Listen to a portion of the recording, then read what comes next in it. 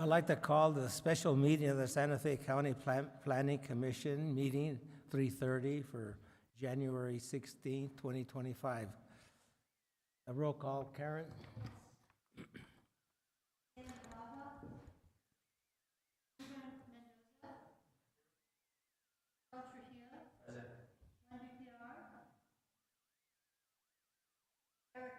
Here. Here. Here. Thank you. Please stand for the Pledge of Allegiance. I pledge allegiance to the flag of the United States of America, to the republic of which it stands, indivisible, with liberty and justice. Thank you.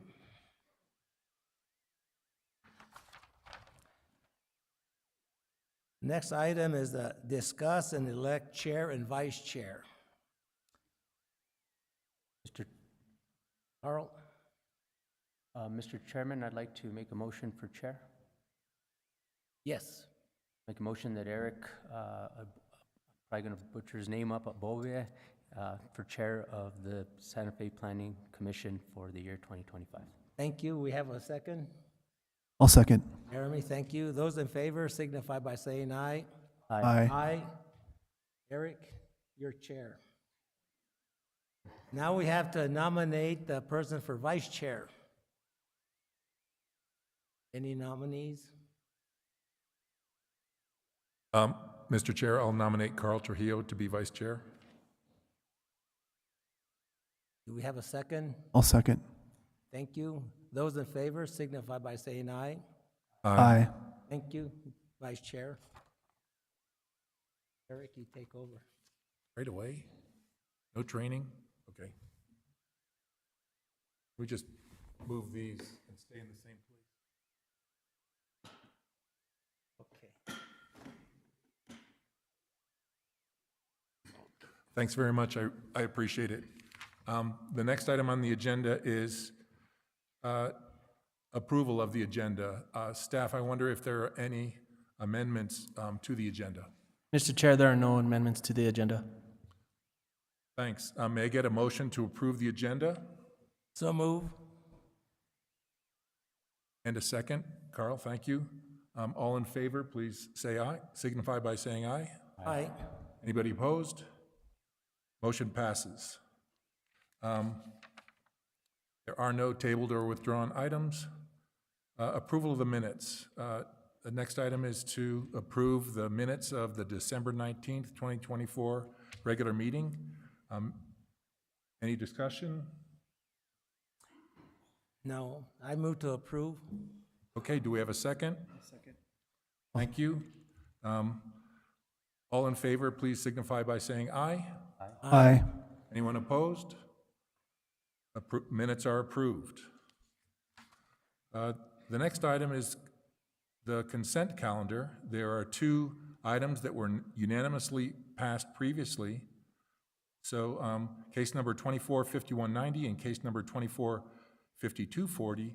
May I get a motion to approve both of these on consent? I'll make the motion. Thank you. Anyone second? I'll second. Thank you. Please signify, need a vote, please signify by saying aye. Aye. Anyone opposed? Both items in the consent calendar pass. The next item is to discuss and determine organizations and persons who believe they have standing regarding the AES conditional use permit application case 24-5200. First, so Karen, would you like those to speak to individually swear in or do it in a group? It looks like we have 2, 4, 6, 8 people at least. Mr. Chair, Mr. Chair, may I ask for some clarification just on person in standing from the staff attorney so we have a better understanding of what we're looking at? Absolutely, please. So, Mr.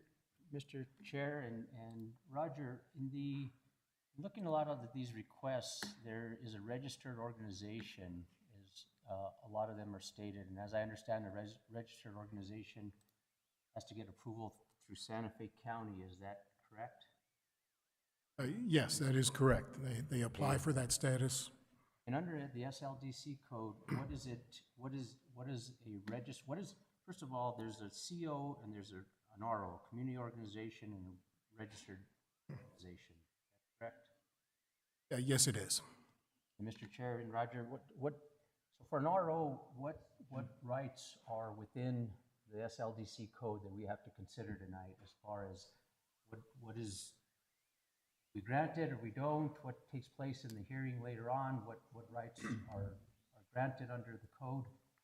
Well, to be clear, the status as a registered organization or a community organization is different than what the parties are seeking today, which is status as a party with standing to participate in the AES hearing scheduled for February 3.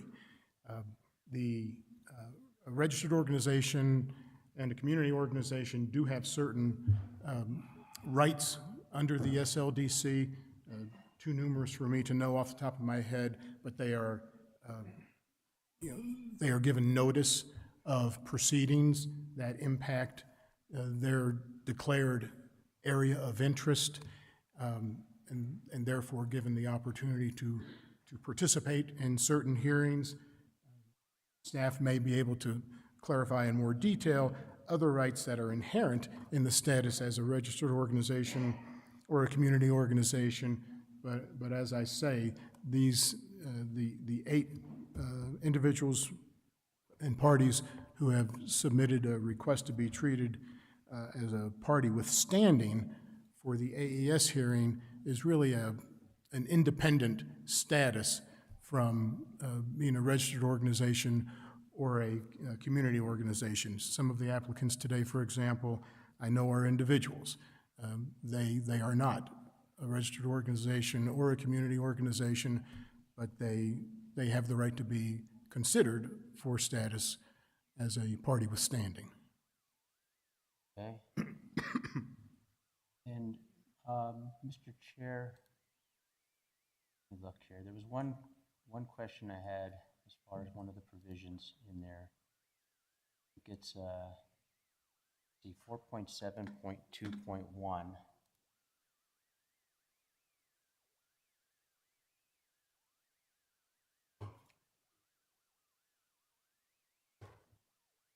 Conduct of hearing. So if a person is granted a person in standing or an organization, I'm trying to understand the line midway through the paragraph of what this actually means. And so I can just get some clarification on it.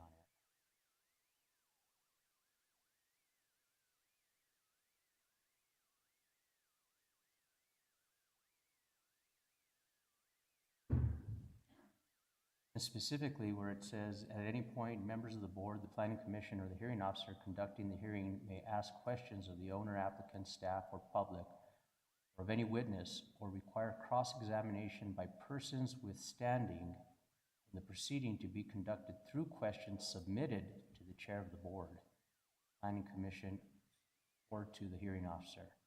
Will in turn direct questions to the witness. What is that? I mean, I read it, and I just want to make sure I understand it. Sure, and I think that's one of the significant rights that the parties are seeking today. One of the rights of parties with standing is, in fact, to cross-examine parties and witnesses, and that right is not granted to members of the public at large. So that would be a specific right that any of these individuals or organizations might have if they are given status as a party with standing. The other significant right that they're hoping to obtain today is that as a party with standing, they can make presentations, and not doing that as a member of the public, which may well be subject to certain time limitations, but as a party with standing, they could make presentations, present witnesses for the Planning Commission, present written materials with no pre-designated time limitation that might apply to members of the public in general. Those are probably the two most significant rights that a party with standing would have that members of the public don't. And that's what is covered or partially covered by that provision you just read. Chair, one last question. So there's nothing that precludes anybody from becoming a person standing, whether they're an RO, a CO, or an individual, or anybody else. Is that correct? In the SLDC code? Yes, I think that's correct. As far as that status as an individual or as an organization or corporation, that status does not weigh on that party's right to be considered as a person with standing. And Mr. Chair and Roger, if somebody's granted this, they can give a presentation at the hearing, but at that point, a person standing has the right to question the staff and also the applicant. Is that correct or not correct? Yes, that's what is provided. Okay. Thank you, Mr. Chair. I just wanted to get a better understanding of what we're here for tonight. Thanks very much, Carl, and I appreciate that. And I just want to kind of follow up on what you last said. In addition, any other party of standing or the board may cross-examine the evidence given by a party of standing. So if Party A gives some testimony, they bring up some witnesses, Party B, are they allowed to cross-examine, or how complex does it get? That right does exist with respect to any party, obviously any members of the commission itself, along with the right to make presentations and put witnesses on to provide testimony. Those individuals and witnesses are in fact subject to cross-examination by any other party or by the members of the commission. Thank you very much. Appreciate it. So, and Mr. Chair and Roger, it'll be the chair that determines time limits or anything else of that such nature or length of presentations? Is that, who determines that length? The commission, I would expect, could discuss those types of limitations or restrictions, and the chair would announce them prior to the hearing so that all parties and individuals and members of the public understand in advance what limitations they will be subject to. So again, to follow up, it's like, so that's something that we would probably want to do at this time because we don't have a meeting between now and that special, and that February 3rd meeting. So in order to get it clear, if we say each party of standing shall have X amount of time, including their witnesses, and the members of the public shall have Y amount of time, I'm just trying to figure if that's something we want to do at this time. Yes, I think if you're comfortable going that far, it makes sense. The more information provided as early as possible so that parties who are given standing understand in what time frame they should be expected to make their presentation. It certainly makes sense to give them those standards and restrictions in advance. Thank you very much. Any other questions? Chair, yes. I'd like to ask staff, can we request that each of the parties send a report to us so we can read it beforehand? Because I think there's a lot of material that's going to be presented, and if we don't have enough time to, read the material, it'd be difficult for us to make an informed decision. Is that possible?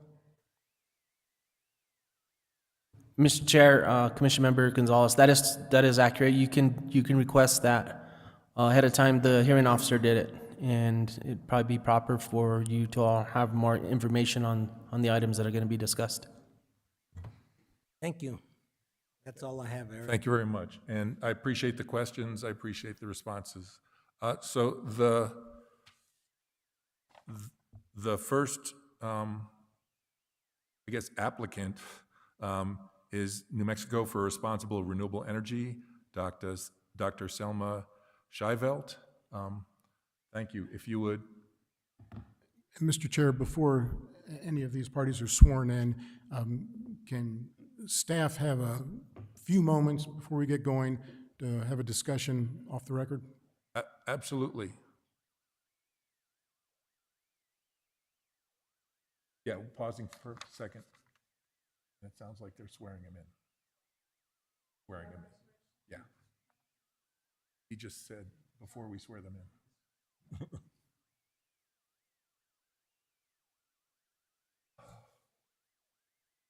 There is none right now. Actually, how about if we, 10 minute?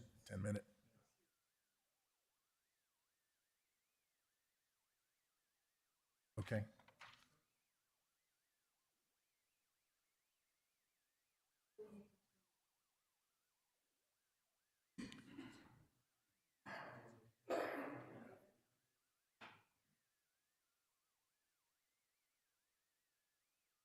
Yeah, great. And while staff is conferring, for those of you who are interested in presenting your case to become a party withstanding, what we'd like to do, because of the number of people on the list, we'd like to limit your presentation to 10 minutes. And so I would hope you can adjust your comments to that time. Thank you.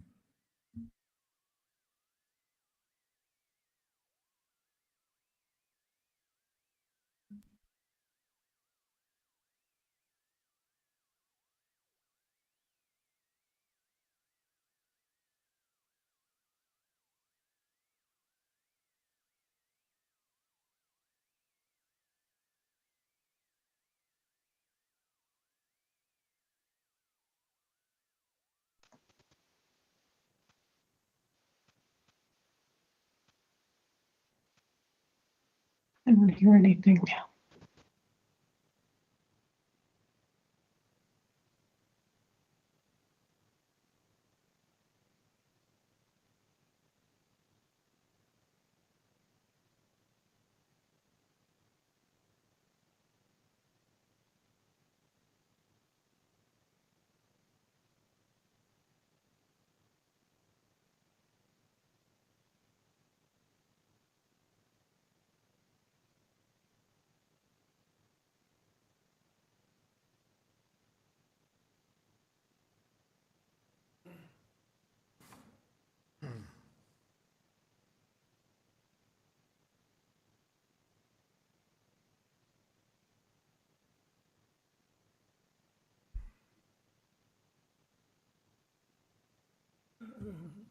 Mr. Chair, what you and members of the commission have been handed is a communication from a couple of years ago, actually, but it was February of '23, from the email address of one of the commissioners. I think the second page that you've been handed is a draft of a response to the concerns raised by the initial letter, and I'm going to allow or ask Commissioner Mendoza to explain the circumstances.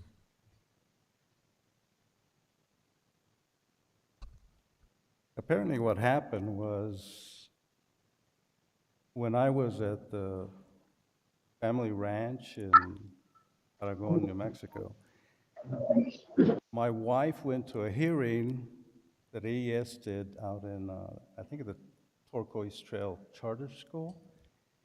And she came away underwhelmed with what they had presented, and she wrote a letter of opposition. And we share a Google account, so it came out with my address at the bottom. And there's a letter from her that she was going to send to Roger indicating that she would swear that this was a mistake, and that she would,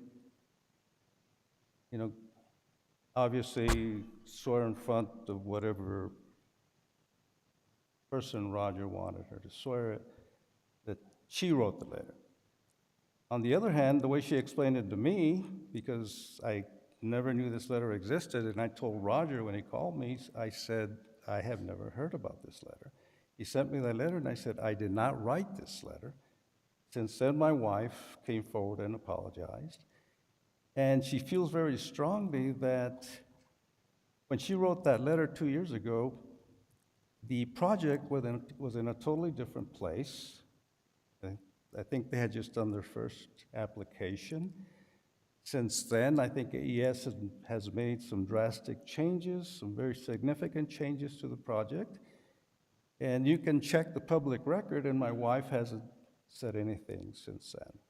And she asked Roger that should be withdrawn because apparently staff said that once there was a second application, you had to resubmit any letters or any kind of petitions that would be on file. That was her understanding of this.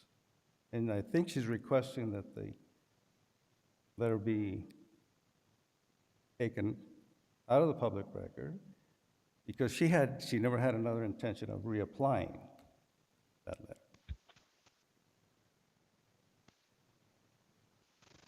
Thanks very much, Ruben. So could I ask, do you think that your objectiveness in this matter is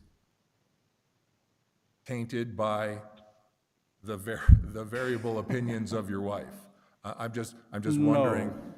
I got to tell you, in fact, I brought something that I really think you need to see. It's a code of ethics.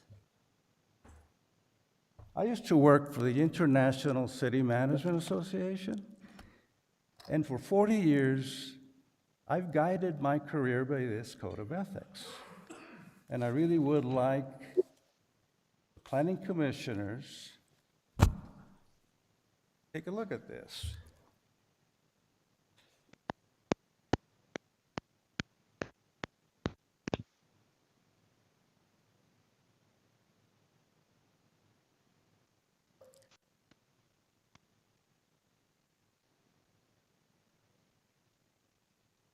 Mr. Chair, I've spent 40 years in local government. I've served as financial advisor to cities and counties across the Southwest.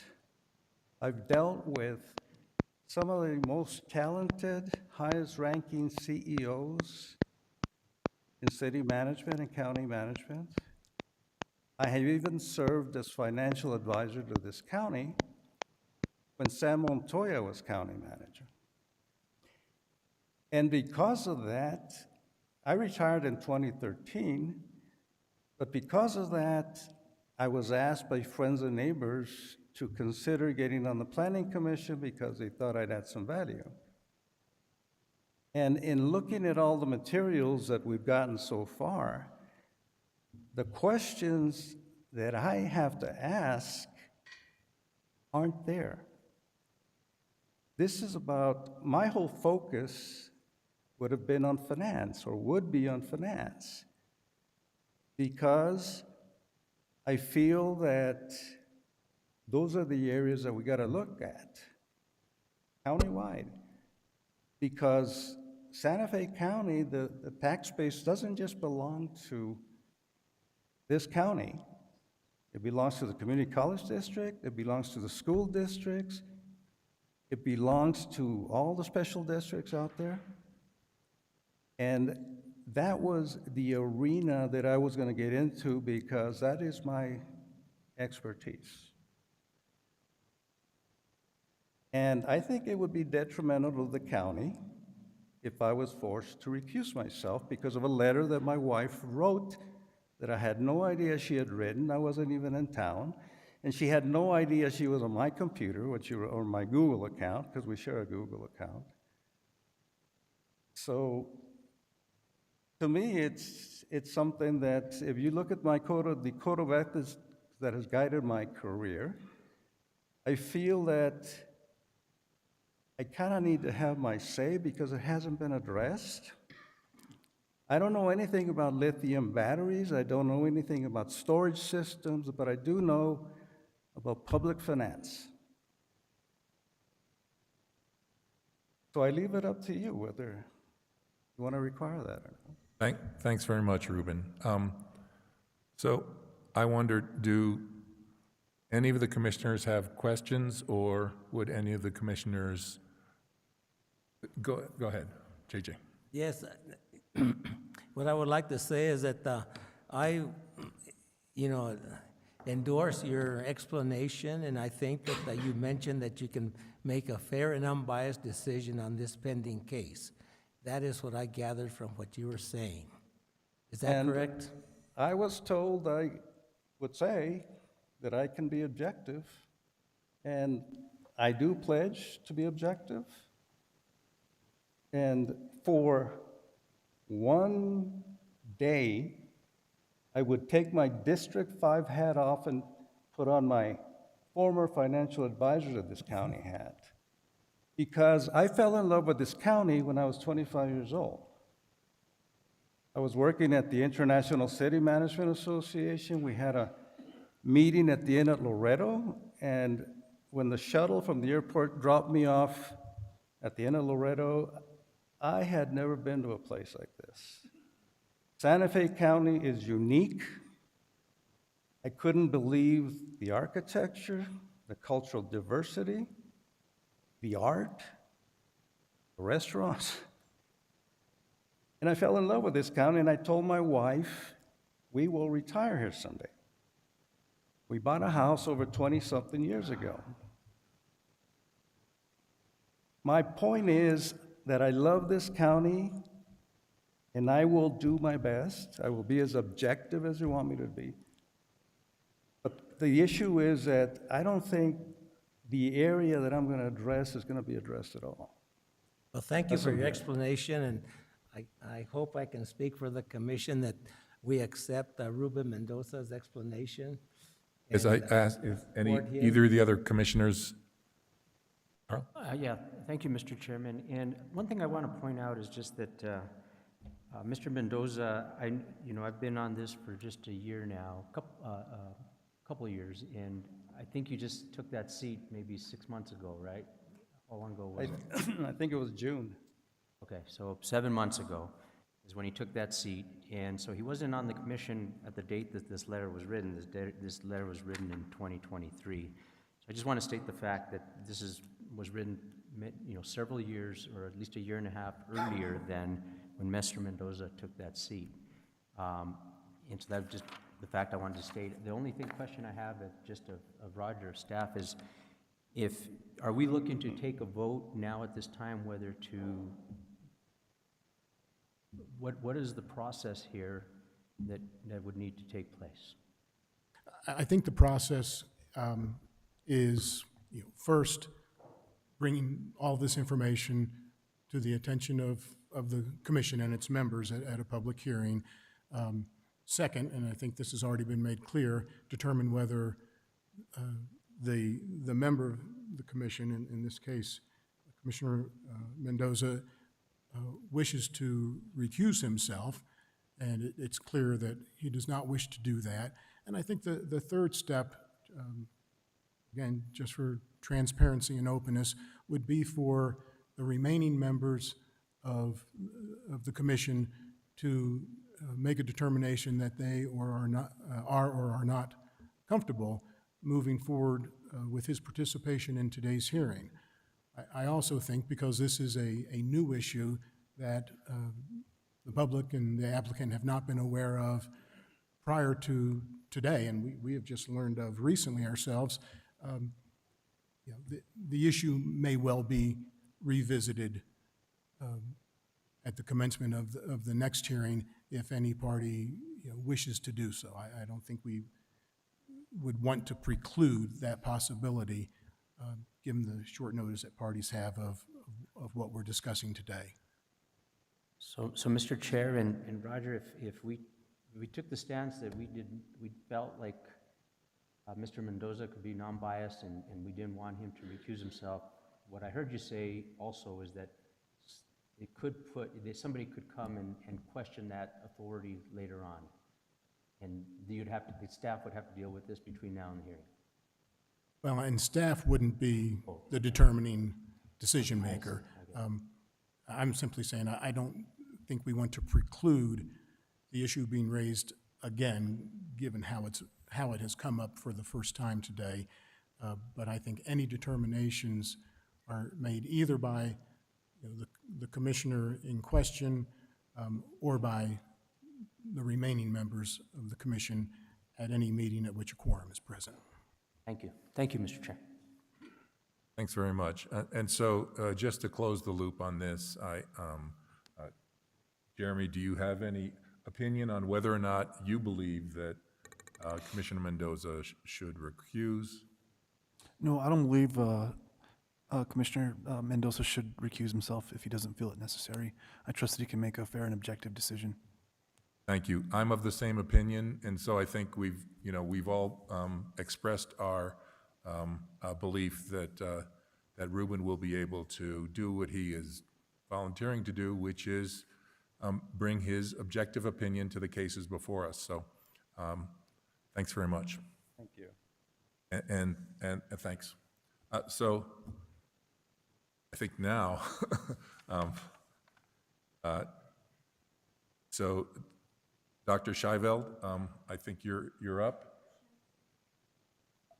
There are 9 folks, and I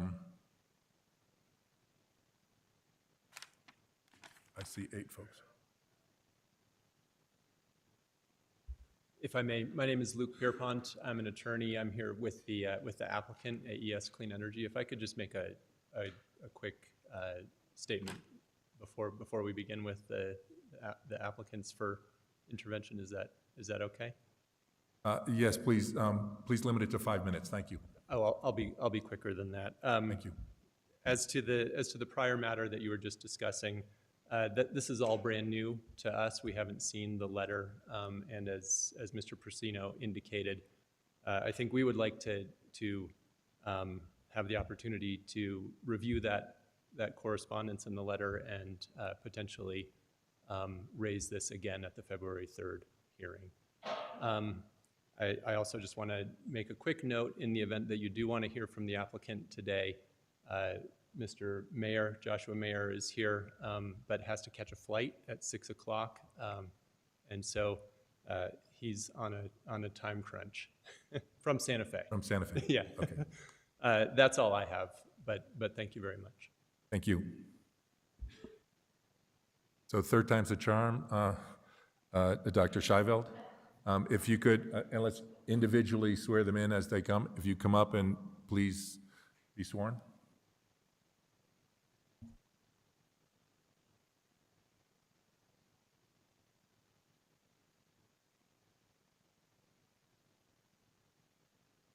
Okay. My name is Selma, S-E-L-M-A, Schieveld, S-C-H-I-E-V-E-L-D, 227 San Marcos Loop, Santa Fe. You will be relieved to know that I don't need 10 minutes. And I'm here on behalf of the registered organization New Mexicans for Responsible Renewable Energy, and on behalf of my husband and myself. Our house is the closest to the facility, 0.2 mile. We learned about this project in the summer of 2022, and we started educating ourselves, and the more we found out, the more worried we became. And in those years, we did an incredible amount of research, and we set up websites for people to sign petitions against this project. This large-scale electric power facility should not be located in between 3 residential areas. In September 2024, we decided to pull together and founded a registered organization.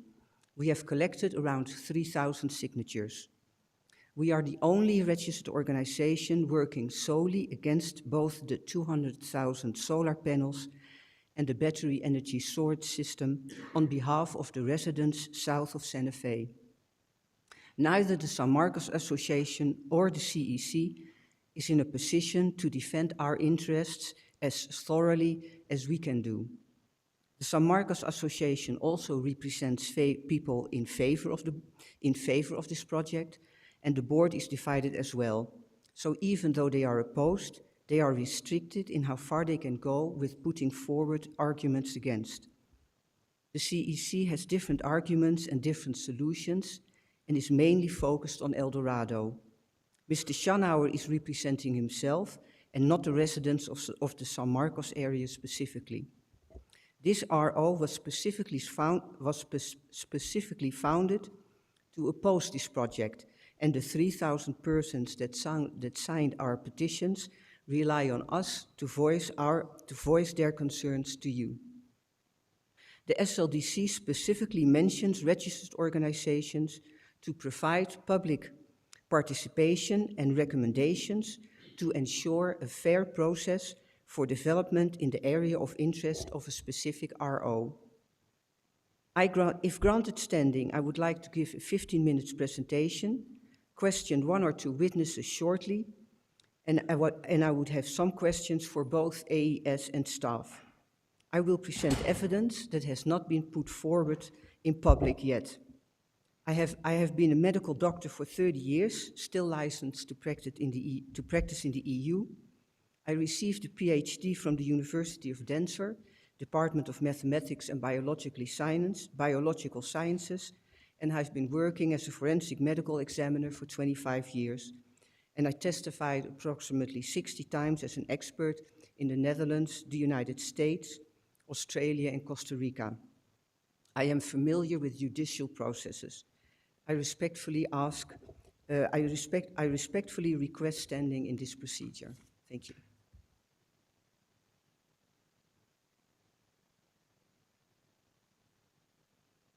Staff, I'm wondering if can we question the presenters? Planning Commission members, Planning Commission Chair, I think that would be appropriate. The hearing officer in her hearing did have questions for the applicants. Thank you very much. I wonder if any of my fellow commissioners have any questions for the doctor? I do not. Mr. Chair, so you're asking for petition here to be granted standing. In the previous hearing, were there witnesses that you brought forward, or was it just your testimony? You mean for the hearing officer? Yes. I was not accepted as a party with standing there, but in the letter I wrote to the committee, I explained what I think happened, why that was. So I got 15 minutes during the hearing as a public member, and that's far more restricting than if I can make my case through being an intervener. Thank you. And Dr. Schevelt, is that right? Whatever you managed to get Yeah. formulated, Okay. they're both horrible. Doctor, so you stood up a regional an organization in September, and you got 3,000 members. And Yes. what is the geographic reach of the members? Where are those people from? Are they all from the community of San Marcos? No, not only from the community of San Marcos, for the greater San Marcos area. So quite far beyond only Rancho San Marcos, where I live. So would someone from Pewaukee, north of Santa Fe, be able to be a member of your organization? Yes. And But so- mostly they were from the area of south of, that's why I said south of Santa Fe. Okay. Thank you very much. Yeah, and I think it might be useful to at the hearing, if we accept your request, it might be useful to understand where your members are. You know, the geographic. So do you see what I'm getting at? 3,000. You want me to find out where the 3,000 signatures came from? I'm not sure how you collected your signatures. Online. So online, and you did not ask for any address or any other information, so there's no way to derive that information? No, the addresses are in there, and they were all sent to the county. Okay, so if that's something that we have available, then we can sort Yes. through and try and figure that out. Okay, thank you. Thank you very much. So, Mr. Chair, I don't know what your next order of business is, but so that everybody has a chance to speak, I don't know if you want to let the applicant speak because he's got to catch a flight. And we got 9 presentations at 10 minutes. It won't. Okay. If everyone will indulge, let's let the applicant give a brief presentation so that you can get on a plane. Yeah, most certainly. Good evening, commissioners and staff. Do I need to swear in? Yes, I do. Joshua Mayer, 282 Century Place, Louisville, Colorado. I just simply want to make myself available should there be any questions of me at this hearing. We intend to give approximately an hour presentation, a very thorough, in-depth one, summarizing the project and our technology and our safety record. So outside of that, if you have questions for me at this time, I'd be pleased to answer them. I don't have any questions. Thank you very much. Thank you. Next, would Ashley Schanauer please come forward? Thank you. Please be sworn. I do. The name's Ashley Schanauer. The address is 12 Mariano Road, Santa Fe 87508. Good afternoon. I submitted a motion that I believe is in your packet, and that'll provide probably more details than you probably want to hear from me in the time that you have allotted for me right now. So I'll try and be brief. I live with my wife in El Dorado. It's about a mile and a half from the proposed facility. And we're concerned about the fire risk primarily. We live right next to a green belt, and the green belt in the summer has weeds and grass that come up to my knees.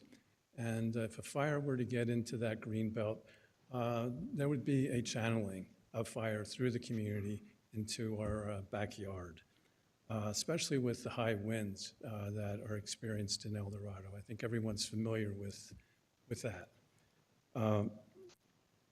I'm a lawyer. I've been retired from employment since June of 2022. I used to work for the New Mexico Public Regulation Commission. And I was last 12 years, I worked there 17 years. Last 12 years, I worked as a hearing examiner and dealt with many motions to intervene in the cases that we had before us.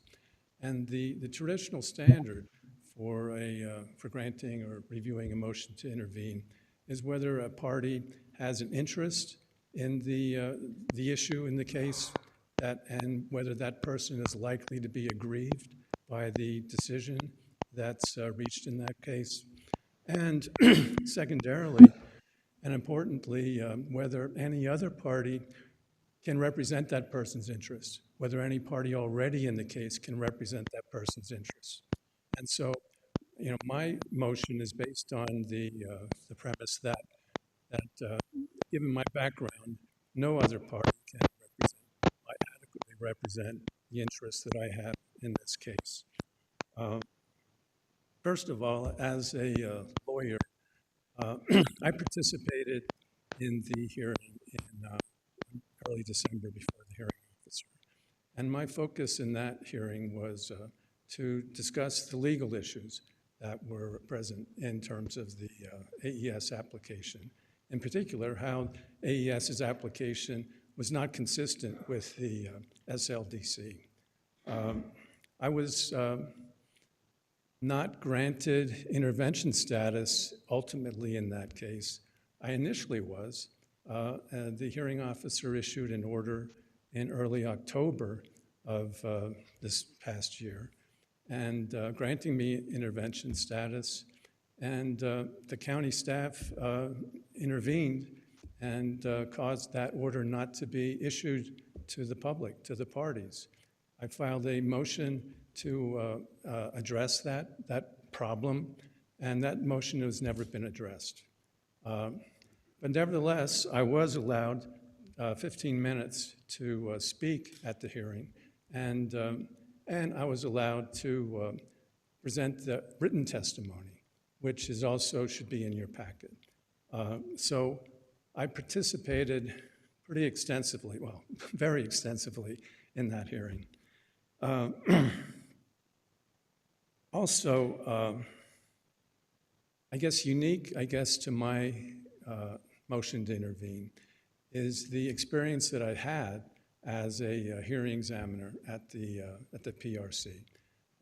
Over those 17 years there, I dealt with many utility procurements, many utility siting cases, siting of facilities, utility facilities, and I believe that brings a perspective to this case that would be really helpful to the Planning Commission as you try and figure out whether this particular site is appropriate for Santa Fe County.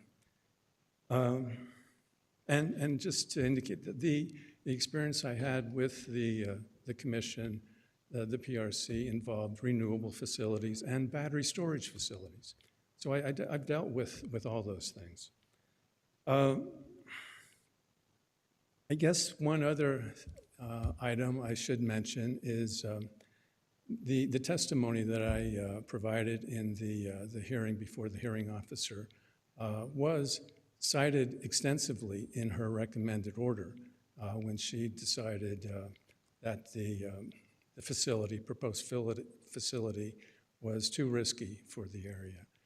So she considered that evidence, thought it was important enough to discuss it. And finally, most recently, I participated in a hearing in district court on one of the issues in this case. Back in October, I filed an IPRA request asking for copies of fire test reports that were part of AES's application but were redacted. They were not included, made available to the public. The county, I guess, deferred on my request for some weeks while it dealt with AES on the issue of the trade secret status of that material. Eventually, AES filed a complaint in district court to prevent the county from disclosing the information to me. And at the hearing, I was able to intervene in that hearing, and I was the only party in that hearing who actually had a position. The county did not state a position in that case. But through cross-examination of AES's witness, I was able to prevail in that case. And that information that the AES claimed was a trade secret will soon be made available, I understand, from the county. Haven't received it yet, but AES decided not to appeal the decision, and the temporary restraining order that was initially issued expired. So that information should become public soon.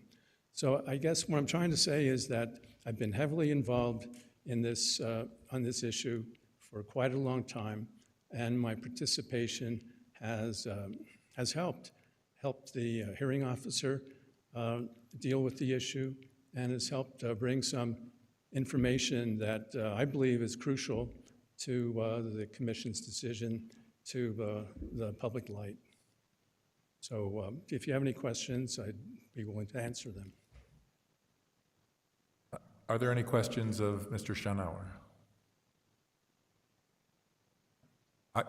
I actually have a question. In looking over your qualifications, you know, you've worked for, you know, a significant career at the Public Regulation Commission. And one of the things that you list is the locational control cases that you've worked on. My understanding is that generating facilities or transmission line, generating facilities of a specific size and transmission lines must get locational control from the PRC. And are there any cases that you worked on that were hybrid systems like this, with solar generating married with battery storage? Did you work on any of those cases in your career? Yes. I mean, I was the chief hearing examiner for the last 3 years of my working there. And so I ordinarily got the biggest cases. I dealt with the retirement of the San Juan coal generator. Yeah, no, my question is specific. So about how many cases of systems similar to this were you involved in with although this is a little bit smaller and will not fall under PRC control? Well, what I was trying to say is that case involved 3 hybrid solar battery storage systems. Yes, and I recommended approval of those three systems. And those are the only in your, you know, they don't come up often because that's a relatively large system, but those are the only cases that you worked on? Yes. Okay. That involved both the, you know, hybrid solar generation as well as the battery storage system. And you recommended approval for all those? Yeah, okay. those were the first systems that PNM installed. Got it. Thank you so much. I appreciate it. Mr. Chair, I do have one more question. So those ones that were approved, where were they? Where were the location? They were within the state? Yeah, one was in San Juan County, one was in Rio Arriba County, and one was in McKinley County. They all relied on the big transmission line that went from the San Juan generating station down to Albuquerque and over and part of it over into Santa Fe County. Mr. Chair, in McKinley County, as you drive down the interstate towards heading west, you see a bunch of solar panels there right off the road. Was that the system you're speaking of? Well, it's an extremely large system. I'm not exactly sure what you're talking about, but it's right off 550. Yeah. Thank you, Mr. Chair. Thank you very much, sir. Any other questions? Thank you, sir. Next is the Clean Energy Coalition. Mr. Zlotov, thank you. Please be sworn.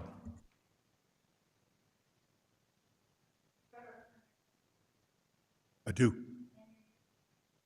Lee Zlotov, 53 Camerata Road, 87508. I'm a little new to this, so. We submitted a letter, but I would just like to read the letter briefly. The Clean Energy Coalition for Santa Fe County, generally known as CEC, is a 501c3 nonprofit organization whose mission is to educate our communities about large-scale renewable energy projects so informed decisions can be made that protect our environment and keep our neighborhoods safe. In September of this year, CEC became a registered organization with Santa Fe County and currently represents approximately 1,300 households, the majority of which are in El Dorado. The officers of CEC are myself as president, Vice President Randy Coleman, and Treasurer Dana Matlin, who are all residents of El Dorado. Most recently, Marilyn Herbert, the Sustainable Land Development Code hearing officer, granted CEC standing to participate in the December 4th, 2024 Sustainable Land Development Code hearing officer's special public hearing on the AES application. Proximity of this utility-scale solar lithium-ion battery facility to El Dorado, if not all of Santa Fe, is of grave concern to our members, as the proposed site is surrounded by 3 residential communities, El Dorado, Rancho San Marcos, and Rancho Viejo, with over 10,000 homes and more than 25,000 residents, as well as 4 schools. We believe there are serious risks associated with the AES project. They include thermal runaway fire in a dry, brushy area with frequent wind, environmental contamination from toxic PFAS, otherwise known as forever chemicals, to our air, ground, and water, as well as the impact to local wildlife. In light of these concerns, CEC is requesting to participate in the February 3rd, 2025 Planning Commission hearing on the AES application. We have engaged numerous subject matter experts in the development of our presentation. My only request is that whatever time you ultimately grant to the applicant, you grant us equal time. And now I'll answer any questions you might have. Thank you. So let me clarify. So I believe the applicant just indicated they plan to make a 1-hour presentation. So you are requesting, as a party withstanding, to also, you need an hour. Yes, that is correct. And if the applicant had said he needed 30 minutes just 10 minutes ago, you would contend that you also need 30 minutes? We will abide by whatever the Planning Commission decides. I believe the hearing officer granted everybody 45 minutes plus time for cross-examination. I believe that's what it was, but yes. And we were then asked to submit a list of witnesses, and all our witnesses had to perform within that 45-minute window. Okay, thank you. So you are requesting an hour for your presentation as well as any and all witnesses that you would call? Well, that would include all the witness testimony. Yes, including, yeah. Yeah. It does, what it does not include, obviously, is the cross-examination time. Thank you. Any other questions? I have one more, but I'll ask after you. go ahead. So, Mr. Chair and Mr. Zlotov. Yes. Okay. It's actually Zlotov, but Okay, it's not a big deal. My apologies. So, do you live in El Dorado or the San Marcos area, or where do you Yes, I'm sorry. I live in El Dorado. Okay. Yeah, I my heard the house. street address, but I didn't I'm know. sorry. 53 Camarada Road is actually on the far western edge of El Dorado. So my house is approximately a mile from where this facility is being proposed. Okay. And Mr. Chairman, and the Clean Energy Coalition of Santa Fe is a nonprofit organization, and where is it? What's the organized address? Is it from your place, or is it organized somewhere else? I'm sorry? The address of this nonprofit, where do they get mail? What are we about? Where do you get mail? Oh, where do we get mail? Yeah. I'm sorry. My apologies. My I apologies. wasn't close enough. I'm a little hard of hearing. I apologize. We get mail at in the Agora. There's a private mail box, Quick Send in the Agora. That's where we receive mail in El Dorado. And that's where the registered nonprofit Yes, is? yes. Okay. We are, obviously, in order to be a nonprofit, we have to be a corporation. So we are that. We are also an all-volunteer organization. We have no paid staff. Okay. Thank you, Mr. Chair. Any other questions? I do. I have a question. In your letter, you indicate that you currently have over 1,300 members. Yeah. And so how does one become a member of your organization? Yeah, they join our email list, and they are given the opportunity at any time to withdraw from that email list. Obviously, we accept donations as a 501c3. Anyone who sends us a donation is thereby a member. So if someone joins your email list, they are included in this 1,300? Yes. And But most of those represent households. In other words, husbands and wives don't separately get our mailings because they go, that's silly, why should we get 2 emails? We can just get 1. Understood. And in your request to get on the email list, you ask for their address? Yes. And are all of these members local to El Dorado? Yeah, well, some of them are in Santa Fe, some of them are in Cerrillos, some of them are in La Cienega, some are in Rancho Viejo. The vast majority of them are in El Dorado. are any of the members out of Santa Fe County? Do they? None of indicate? the members are out of Santa Fe Okay. County. Great. Thank you very much. Great. Thank Anything you. else? Appreciate it. Thank you.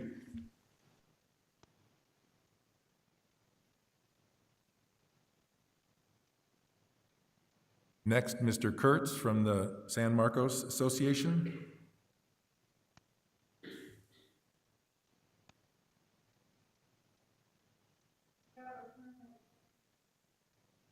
I do. My name is Dennis Kurtz, Kurtz. I live at 42 San Marcos Road West in Santa Fe, 87508. Thank you, Commissioners, for letting us present our rationales for requesting standing. Before we do, I tried to include in my packet the images of the front and backs of these cards, but Mr. Chairman, I just pass these out because it has a map on it that will be useful. We actually have that in the. Can you see the it? San Marcos Association Area of Advocacy? Yeah, can you see it? Yes. Okay, fine. I just didn't know how well It's in your packet material and. the file would come through. Thanks. Okay.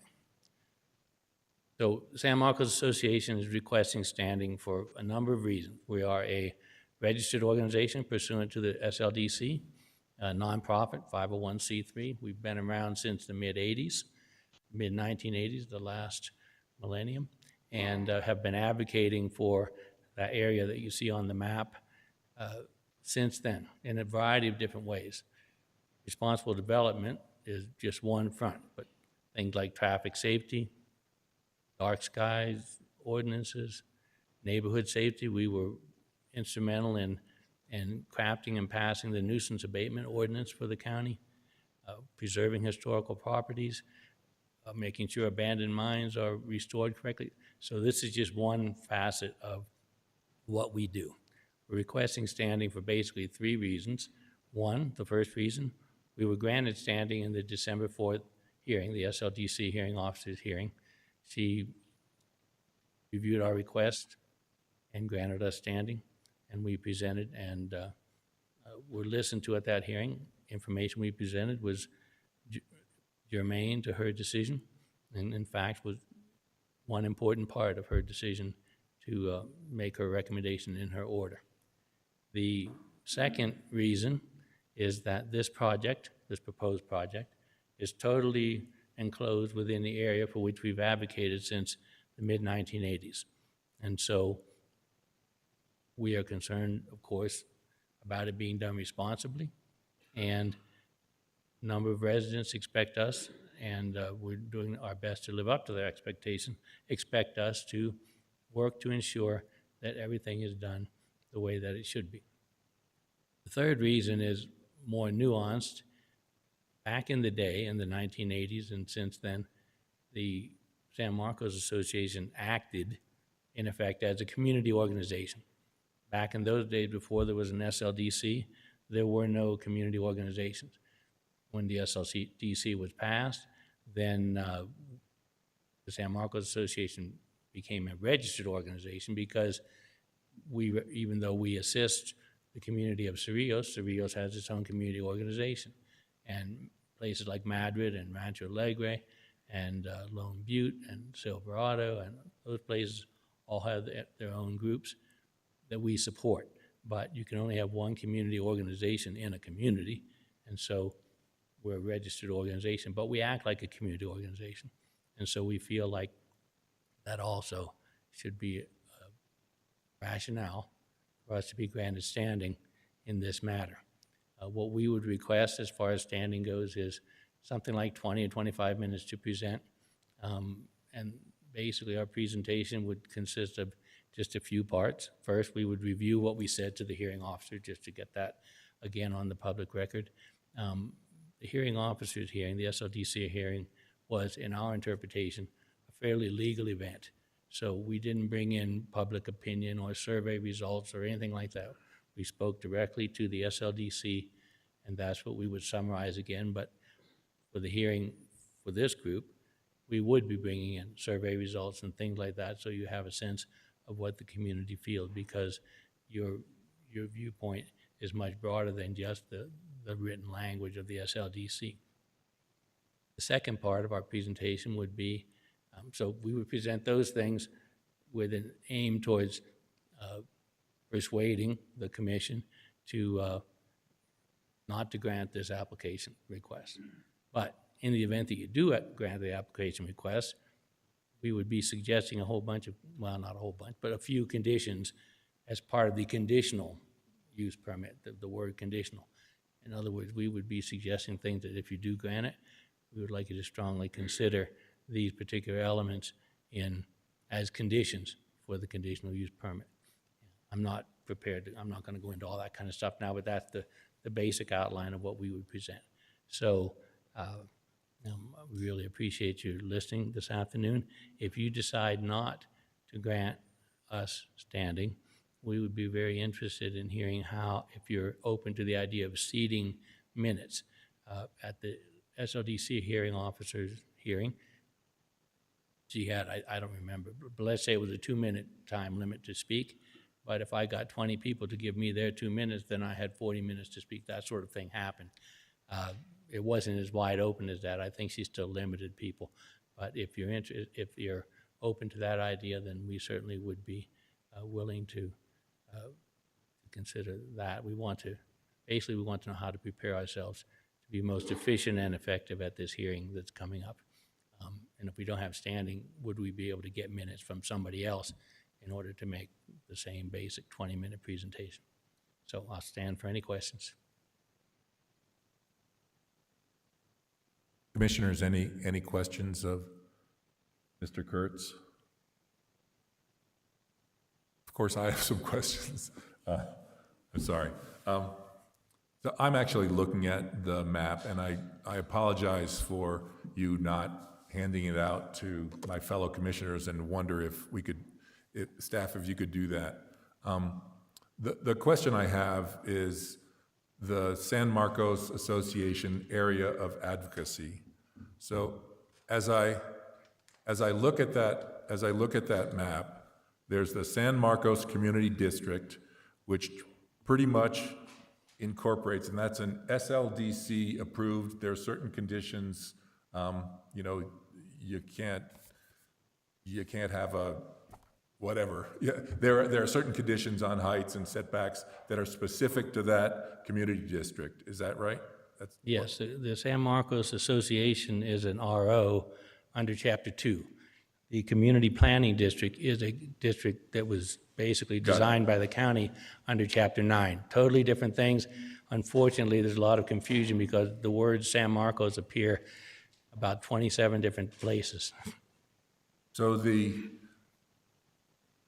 I'm sorry, I think of regional organization when I hear RO, but that's not registered organization. So I'm sorry. The registered organization. So because the area of advocacy that you have kind of goes well beyond San Marcos per se, I just want to confirm there are members in throughout that area, all the way to I-25, all the way to 285. There are property owners who are members of that organization. I'm just trying to understand the RO framework with regards to, does it represent people in that area, or could I join? I live just on the other side of one of these lines. Can I join this RO? I'm just trying to help me understand that, please. You've touched on a point of major debate within the board of the San Marcos Association. We don't really use the word members. To us, members connotes paying money or doing something in order to be a member. These are our neighbors, and we advocate for them. And certainly, we would listen to you and do whatever we could and tell you who you might call and all that. But you're not in our neighborhood in this sense. El Dorado is not in our neighborhood. They're our neighbors in a broad sense, but we don't advocate for El Dorado. We don't advocate for Galisteo and so on. So I'm not sure if that answers your question, but yeah, all of those people we advocate for, and they all, well, I don't know that they all know us, but they certainly all can come to us a lot. It's your community, I understand. I'm just, Yes. because the line here butts up to El Dorado, if they were to register as a different RO, there might be some kind of, area of overlap, Venn diagram where, I'm just trying to understand how the bounds of these groups go. The community organizations, according to an interpretation that I've been told from the county, there can only be one community organization in a community. Cerrillos has one. Galisteo has one, et cetera. ROs are more theme-based. You can have an RO that is about equestrian Pet owners, activities, yeah. and it's all over the whole county, and, other ROs could be about something else. Ours happens to be, from our history, the same as a CO would have been, but when the SLDC was crafted, we couldn't be a CO, so we became an RO, but we still have basically the same focus as a community organization, except that we support the people, for example, in Cerrillos, but the people who live outside of Cerrillos, we're their main advocates if they need advocacy here in a room like this. Thank you so much, Mr. Kurtz. Any other questions? Really appreciate it. Thank you for your time, gentlemen.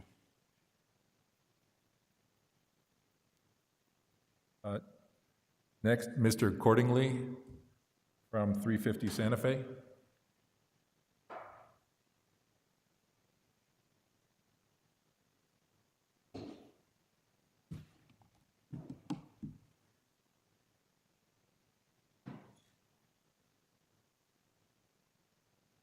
Yes. My name is Robert Cordingley. I live at 18 Centaurus Ranch Road, Santa Fe, New Mexico, 87507. And my name is spelled Cordingley.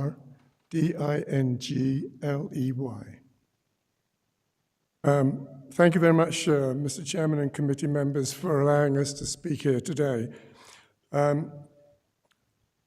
In representing 350 Santa Fe, I would like to give you some background on our position.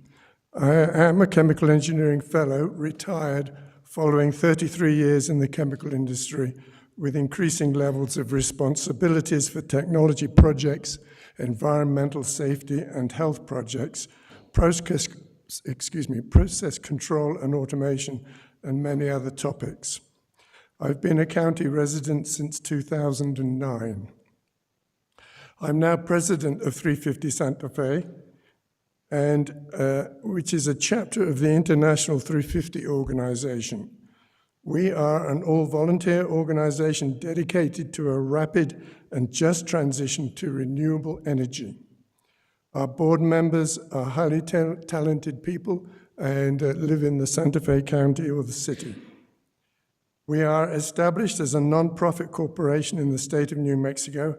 Having been founded in 2019, we obtained our 501c4 status with the IRS shortly after. The mission of the organization that I represent here today is to promote the rapid and just reductions in greenhouse gas emissions through education and advocacy in Santa Fe and throughout New Mexico as we work towards a secure, healthy planet. Primarily, this means we must stop burning fossil fuels. Our application has been submitted to be a registered organization with the county, and as I understand, it has been approved. I understand also that we should get our registered organization certificate tomorrow. We have about 17 very active volunteers organizing our publications, projects, and programs with 300 members of the public on our subscription list. Our bylaws don't allow members at this time. But within the international organization of 350.org, as a chapter, we are charged with representing the citizens of Santa Fe County and of the city of Santa Fe. We might expand that to include the metropolitan area of about 156,000 people. We're supporting this project because there are many factors that we'd like to consider. This project represents a significant and local step in a just and rapid transition from fossil fuels, along with contributing to the state's and county goals for renewable energy. If I may remind you, the burning of fossil fuels has increased atmospheric carbon dioxide levels from pre-industrial levels and continues to rise at about 2 parts per million annually. At current levels, now above 420 parts per million, it represents a clear and present danger for our community and many communities around the world. The safe level, we believe, is under 350, hence our name. Acting as a blanket, it traps heat that should normally dissipate into space. Last year, we, for the first time, blew past our Paris Accords targets of 1.5 degrees centigrade rise, with an average annual global temperature above that level. This is of historic proportions.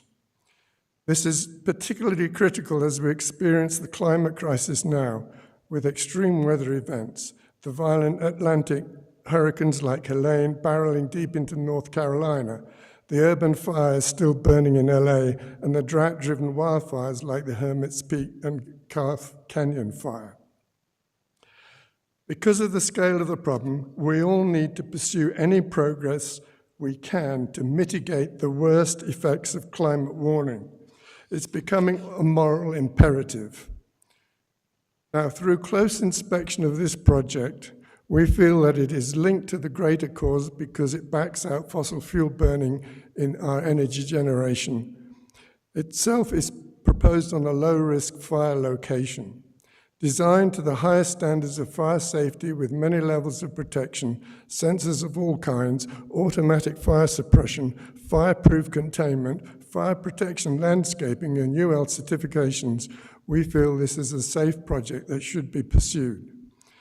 The proposed energy storage system and its design provisions has an added benefit of moving battery fire risks from actual residential areas to a professionally designed and monitored project. We believe we are an aggrieved party in this matter. The previous hearing offered no opportunity for the public support for the project to be heard, for example. We represent our 300 subscribers who are particularly concerned and informed climate crisis fighters who won't be able to benefit from the project's inexpensive renewable energy and almost secondarily the economics associated with the project in terms of job creation and tax revenues. We think the same goes for all the residents of the city and the county of Santa Fe, whom we serve as part of our chapter membership in the 350 organization. We've closely inspected the details of the project and how exaggerated concerns have already been accommodated and find the proposal more than acceptable for approval. It's worth remembering that not all renewable energy projects are the same. There are a wide variety of storage technologies to choose from, many such as the green hydrogen cycle, gravity installations, flow batteries, solid-state batteries, etc., and they're mostly in development or only now being tested at commercial scale, and as yet aren't ready for prime time. The mature and safe technology of modern lithium-ion storage systems makes them an acceptable offering for this project. I'd like to say some final remarks. Committee members are respectfully requested to study any and all of these aspects. It's a complicated system when we have environmental science to back up what's going on with the planet and environmental engineers who are competent engineers to design solutions. There are additional materials you can find on our website and our Global Warming Wiki, and those documents that we've already compiled will help us prepare our presentation on February the 3rd. Sorry, I was going to say 13th. With additional time, we could present much more material on the cause of global warming and the roots back to the 19th century. The many solutions paths being pursued and appropriate documentation from the Intergovernmental Panel on Climate Change, IPCC, also supports these arguments. We recognize there's no one silver bullet to the climate crisis. We shouldn't let the perfect be the enemy of the good. There's no time to lose, and this project should be approved without delay. And this is why I respectfully request that we be granted standing in the hearing on this case. Thank you very much. I can take some questions. Thank you, sir. Are there any questions of the presenter? Mr. Chair, I've got a question. What does the 350 stand for? 350 is a level of parts per million of carbon dioxide in the atmosphere that was quoted by NASA's engineers as a point below which everything would be fine. Above 350, things start to go haywire. Now you can see that we're at 420 and still rising, why we have so many concerns. The other question I have, what is your footprint in this area? How close are your individuals to this area in San Marcos? We don't have address information for our 300 subscribers. It's optional. But we do have members, or we do have subscribers and workers covering the county of Santa Fe and the city. The other question I have is, you're asking to have standing on this, and all the other people that spoke here have a proximity to this solar array. And I wondered if your standing would be as a private individual, you're a pending registered organization, which, hasn't been granted yet, but I think that you as an individual, your group, could speak on this matter. I don't know if you have to have standing or not, but you could certainly speak on this matter as a individual representing several people, and you could have, limited time to speak and address your concerns. So that is the only comments I have. Thank you. Thank you very much. Anyone else? So, Mr. Chair, in your letter here, I heard you state your address when you got sworn in, but I didn't understand it. And so do you live in this area, in El Dorado or San Marcos yourself personally? I live in the Aldea community on the northwest side of town. In the Aldea community? Yes. Okay. Just if I may make a comment, the problems with environment and fossil fuels does not stop at any political boundary. Sure, Mr. Chair, and we're trying to determine a people of standing here, and so as my fellow commissioner mentioned there at the hearing, people will be given an opportunity to speak, and so we want people to participate and we want people to speak. Now, there's a difference between a person that we're giving standing and a public that can still be willing to speak. So that's what I'm trying to consider here. Yeah, I do agree that there's no boundaries for this, but that's the reason why I just asked that question. Thank you. Mr. Cordingly, so the task before us at this hearing is to apply the attributes of the application against the Sustainable Land Development Code. And the issues that you are focused on are significantly more global than that. And so I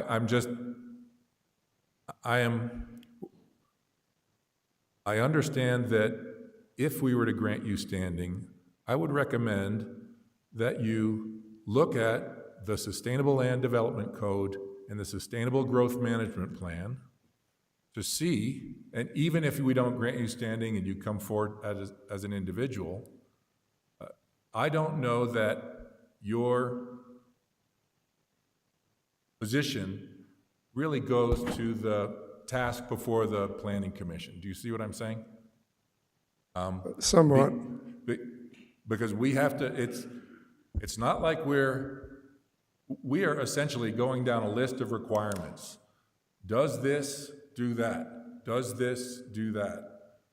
And so the issues you're bringing forward are significantly more global. So I just want to make you aware that the task before us is a lot more parochial than the position of your organization. I'm just saying that so that you understand where we are. Can I ask a question? Sure. So it seems like at this level you have kind of veto power over this project. Is that correct? Any decision made by the Planning Commission can be appealed to the Board of County Commissioners. Am I right, Roger? Yes, that's correct. You would make a ruling on the application. The ruling becomes final if it's not appealed, but it can be appealed by any party. So, but this project provides, or is hoped to provide, sufficient renewable energy for the entire city of Santa Fe. With our interest in the city of Santa Fe participating in renewable energy programs, wouldn't that give us cause to have standing? Perhaps, yeah, and I appreciate your perspective. I really do. So I'm just trying to make sure that we remain grounded in the process that we have. And so I hope that helps. All right, I very much appreciate your time, and I hope you look on our application with some favor. Thank you. Thank you. Right.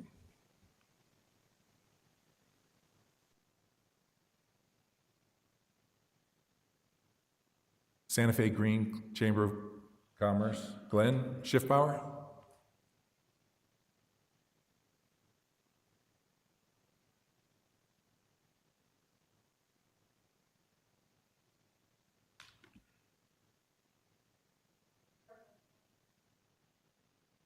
I do. Glenn Schiffbauer, that's Schiffbauer. Not often one of the simpler names, but today. My address is 519 Vera Drive, Santa Fe, New Mexico, 87501. Mr. Chair, Commissioners, I appreciate you giving us an opportunity today to make a request for standing. We are an organization here in Santa Fe. I am the Executive Director for the Santa Fe Green Chamber of Commerce, and we are a business network that is committed to advancing sustainable economic development, environmental responsibility, and social equity. We represent a coalition of businesses, organizations, and individuals dedicated to integrating environmental stewardship with business practices. We have been involved with, advocated, and lobbied for clean, renewable energy since our inception in 2013. We have worked on community solar, solar for all, sustainable building codes, solar tax credits, and all of the electrification and tax credit incentive bills for EVs and renewable energy for the last 11 years. Our mission is to build a resilient local economy that thrives by fostering renewable energy adoption, water conservation, sustainability, and community development. Supporting renewable energy projects is central to this mission, helping New Mexico lead in climate change mitigation and sustainable development. The Santa Fe Green Chamber of Commerce represents over 180 local businesses and community organizations and their employees. From small local enterprises to larger institutions, all are united by a shared commitment to sustainability and innovation. So the reason we're here is threefold. Renewable energy leadership is key. New Mexico's ETA, the Energy Transition Act, targets 50% renewable energy by 2030 and 100% by 2050. The Rancho Viejo solar project aligns directly with the goals of New Mexico's ETA, which we were involved with, along with a coalition of 15 other organizations from its introduction as a bill in 2019. Large-scale solar projects like Rancho Viejo are critical to achieving these ambitious benchmarks. This is a real opportunity for Santa Fe County to walk the walk and lead by example. We can show other communities that we will act as quickly and prudently as possible to do what we can in the fight against climate disruption. As a business organization, we're also focused on economic benefits. So the low-cost energy that the Rancho Viejo project will deliver is affordable renewable energy to PNM customers statewide, stabilizing electricity prices and fostering a clean energy production source in Santa Fe County. Affordable renewable energy is very important to our businesses, as is cost certainty, which is a characteristic of solar energy. Economic impact is important as well. This project is expected to generate approximately $28 million in labor and wages, $10 million in property tax revenue, and $4 million in gross receipts tax. Currently, this property generates about $1,500 a year to the county in property taxes. This will also create approximately 200 jobs during construction, supporting our local businesses in hospitality and professional services. There will be some permanent jobs after the construction. I don't know that it's going to be a great number, but we will have some. Solar energy systems like Rancho Viejo will offset millions of pounds of CO2 annually, contributing to cleaner air and mitigating climate risk. The Rancho Viejo project embodies the intersection of economic growth and environmental sustainability. It fits with our commitment to a renewable energy future. It represents an essential step in reducing greenhouse gas emissions, creating economic opportunities, and strengthening New Mexico's leadership in renewable energy. By granting standing to the Santa Fe Green Chamber of Commerce, decision makers will ensure that the voices of businesses throughout the county and in the city of Santa Fe and citizens throughout the county advocating for a prosperous green future in New Mexico are represented. We do respectfully ask to be able to contribute to the hearing coming up on February 3rd and have a business voice that contributes to this critical dialogue. Thank you, sir. Appreciate it. Commissioners, are there any questions of Mr. Schiffbauer? Thank you for the presentation. I do wonder, and this is something that I've failed to ask of the other requesters, about how much time do you think that you would like to be able to make a presentation and bring your witnesses if you were granted standing? I think it would be 15 minutes or less. We applied for standing at the hearing officers gathering, and we were declined that standing and had to compress everything into, as was mentioned before, 2 minutes, which was definitely not enough. 4 minutes might have been tight, but we could do it in 15 or under. So 15 minutes would be sufficient for your presentation and witnesses. Yes. Thank you so much. Thank you. The Sierra Club, John Buxer. Please be sworn, sir.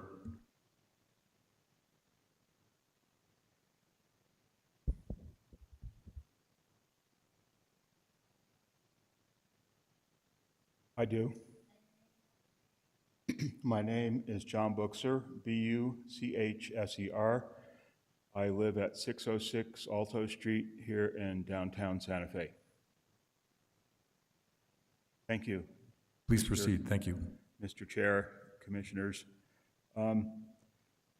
The little background on the Sierra Club, we were created as a organization, a corporation in the state of California in the late 1800s, so the organization's been around a while. Our purpose is to protect the planet and enjoy it, so we do a lot of outings and things to save all the natural things. People are part of it. There's a lot of critters and lots of plants and a lot of wonderful places. New Mexico, which has a lot of those. Probably the most useful to you is to state why we think we have standing in this case. I believe we do under two different provisions of the code. One is that we are aggrieved, and further that we have standing because that there is harm to environmental well-being. So there are three preconditions. We don't fall under the 500 feet. There may not be anybody that actually owns land because the person who's transferring this land to this project, I think, owns a rather large piece around the entire facility. In 1975, there was a Supreme Court case in New Mexico which relied on a 1972 Supreme Court case which basically said that if a standing could be established based upon harm to environmental well-being, and the extent of that harm could be very slight. That's actually stated in our application request for standing. We also are aggrieved by the fact that the hearing officer denied that this application by AES for a solar/battery storage system be denied. Basically, as I think you've heard from the last two folks, the scientific basis that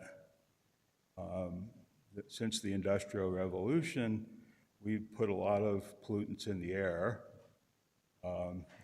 We all enjoy the benefits of those changes.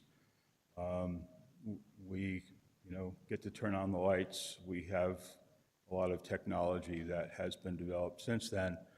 One of the things that hasn't changed until very recently is that we are extremely dependent on coal and oil and gas to sustain that, and that emits carbon dioxide into our air, and that causes what's called the greenhouse effect. And the state, maybe as of Monday, maybe not so much the federal government, but our state, our legislators, our governor recognizes the harm that is being created by our burning of fossil fuels. We are very, very fortunate that wind power and solar power have come to the point where they are able to economically, actually, they are cheaper alternatives for energy production. So it is actually to the benefit of our community to keep the rates that we pay for power down by using these alternative sources of energy. The difficulty that we are facing right now is that we've done so well. Texas is a great example. They don't care about the damage to the environment. They don't care about the carbon dioxide. They care about profits. The wind blows a lot in Texas. They're putting up wind power like crazy. If Texas was a country, which I know Texas would like to do, they'd be the 5th largest producer of wind power in the world. They've gone with gusto. But what happens when the sun goes down? What happens when the wind quits blowing? You have to store that energy. And so AES and their application, they are addressing that challenge of how to provide power beyond that point. As the previous two folks have testified, what's happening with the extra energy, when you put more energy in a system, things get more intense. You get weather that is drier, you get changing patterns of weather, as we already know, and has made it difficult in New Mexico to understand what exactly is the source of the changing climate, because we know we overestimated how much water we have. We did that back in, I think, the 20s. We're having to deal with less water. We're having to deal with higher temperatures. And as a result, our citizens in the area that will be served by this project will be, you know, you have to pay more for power. That's a problem. You've got more pollutants in the air if you're burning coal and oil. Excuse me. Backing up a little bit, we have 315 members in the San Marcos and El Dorado area. That's based upon the zip codes 87508 and 87540. So that's roughly 3 or 4 mile radius from the center of the project. So clearly some of our members are just in that periphery. We have over 1,000 in Santa Fe. It was pointed out in the hearing, prior hearing, that if everybody's existing solar panels in Santa Fe are producing power, then we don't need all this power coming off of the AES proposal. So some of that power would actually go outside of the area of Santa Fe, but the majority, generally speaking, will go to Santa Fe.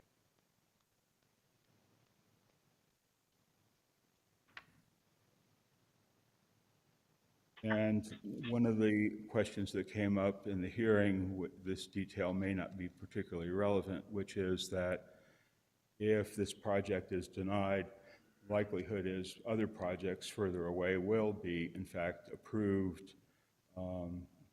And as a result, there'll have to be longer power lines and greater costs than doing this. So we're really fortunate, I think, that A, we have a willing landowner to place this project, and 2, that there is an appropriate distance between this project and any homes or businesses. The reality being that in the last 4 years, none of the enclosures they use for batteries has escaped that. So all the fire department has to do is spray the thing down, keep it cool if such a thing has occurred. And further, the learning process from fires that have occurred, particularly one in Surprise, Arizona, the Public Service Company of Arizona did a really great, they hired a company that did a really extensive analysis why they had this fire. And basically now the fire codes and the codes for the UL codes for manufacturing both batteries and deploying these systems have changed. So in the last year, there are now new codes that apply. I stand for questions. Thank you. Thank you, sir. Appreciate it. Are there any questions for Mr. Buxer?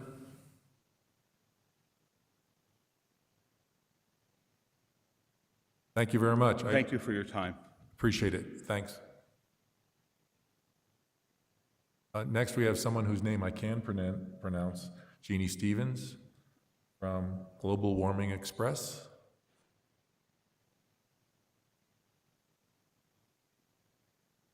Okay, so, oh, there you are.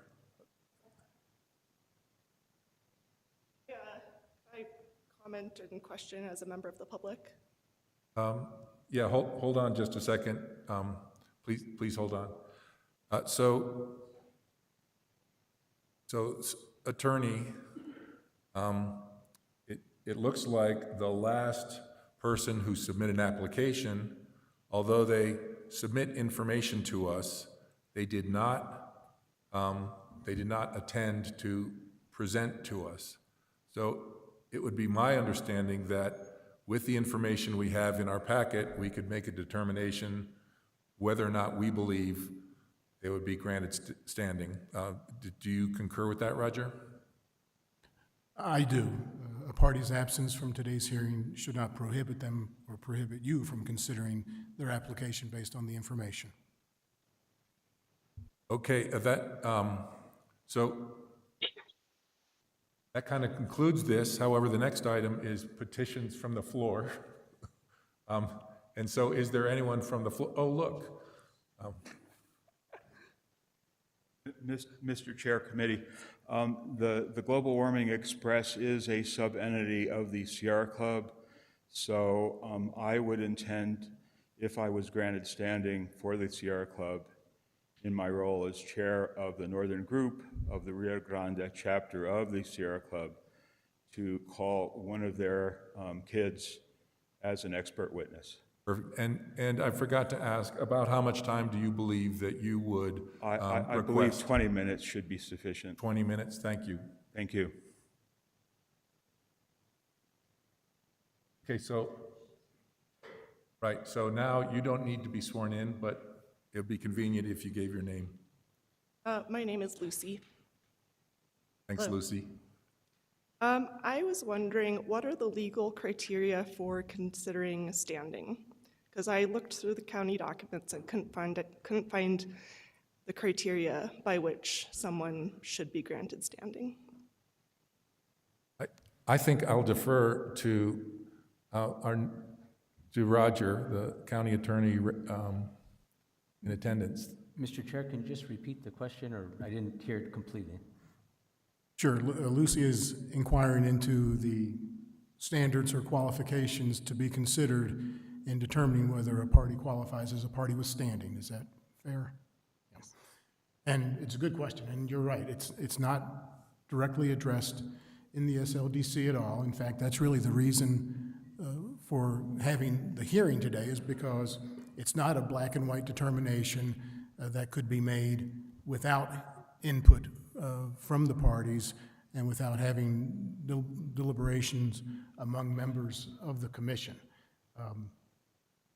So, I mean, the So quick you're saying and easy answers- there is no legal criteria for what makes standing, eligible standing? I'm simply saying there's no criteria established in the SLDC. It refers to parties in interest. It refers to parties with standing, parties impacted by any particular application.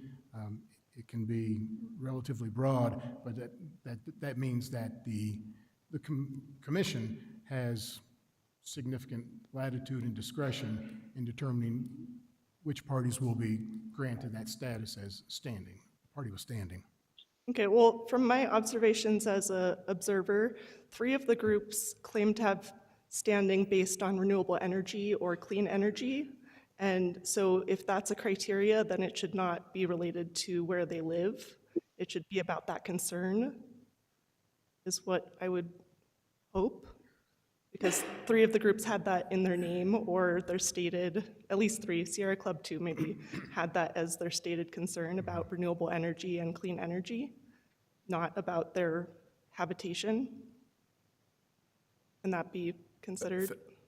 Thank you. I think absent strict guidance, the consideration is really up to the commission. So No, correct me if you're certainly correct. I understand Lucy's point. Individuals who object to the proposed project are doing so because of proximity. Individuals or organizations in favor of it are not in favor of it because of proximity, but because of broader issues and concerns, probably more addressed by the SGMP rather than the SLDC. So if the point is proximity, shouldn't be a... Well, it's not proximity, though, actually, to clarify, because we're all part of the same grid. As residents in Santa Fe County, we do not choose which grid we tie into. That's beyond our control. We all tie into the grid that is where we are. And so as residents of Santa Fe County, we all have an interest in this project because whether we like it or not, we're tied into that grid. So again, it shouldn't be about how close you are to the actual project. It's that we're all part of the same grid. Thanks so much, Lucy. Appreciate your input. Okay, and then it looks like there's one more thing. there are 2 more things. And then with all due respect, Chair, I would disagree that the issue of emissions is not tied to land use. I think that energy generation, power generation is intimately and dependently tied into land use, which is why solar generation and wind generation is outlined in the Sustainable Growth Management Plan there is a map that identifies where to put solar generation in Santa Fe County. And that map, if you want the reference 7-1, says this site is where you should put solar. This is the optimal site to put solar. And that was identified by the county. So also, I wanted to note that by having this meeting during business hours and with such short notice, probably many audiences were precluded from participating in this process, especially youth were precluded from participating because either they're at a job or at school. And finally, I wanted to just say that while there are a few voices who oppose this project for a possible risk, there is a daily guaranteed benefit from this project. And I intend to show up on February 3rd as well, but I wanted to show up today too because I feel very, very strongly. Thank you. Thank you. Thank you so much, Lucy. Really appreciate the input. Thanks.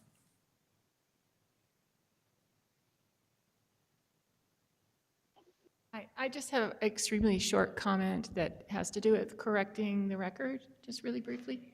Yeah, my name is Jill Clyburn, and I live at 45 Crazy Rabbit Drive, 87508. And I am living in the area, and I think that that's what I wanted to refer to, is just to be sure that the record doesn't misinterpret that people who are in favor of renewable energy do not live in the area, and people who are opposed to renewable energy live in the area. I live in the area, and I have studied this extensively through my profession, which is in renewable energy, and also as an advocate and a member of several of these organizations, some on each side. And so it's just an incorrect characterization to try to say that those who support renewable energy do not live adjacent to the project. And one of the cases that I would make, if I had more than 2 minutes, which is all we had in December when we spoke, what was that the impacts on real estate value are essentially a wash, and we can present data to that. So, you know, there's just a lot of information that you all could get if you are open to hearing a little more than 2 minutes from people who represent the environmental interests, not only of the energy, but also of the land. So, thank you. Thank you so much, Jill. Anyone else from the floor interested in speaking? Thanks.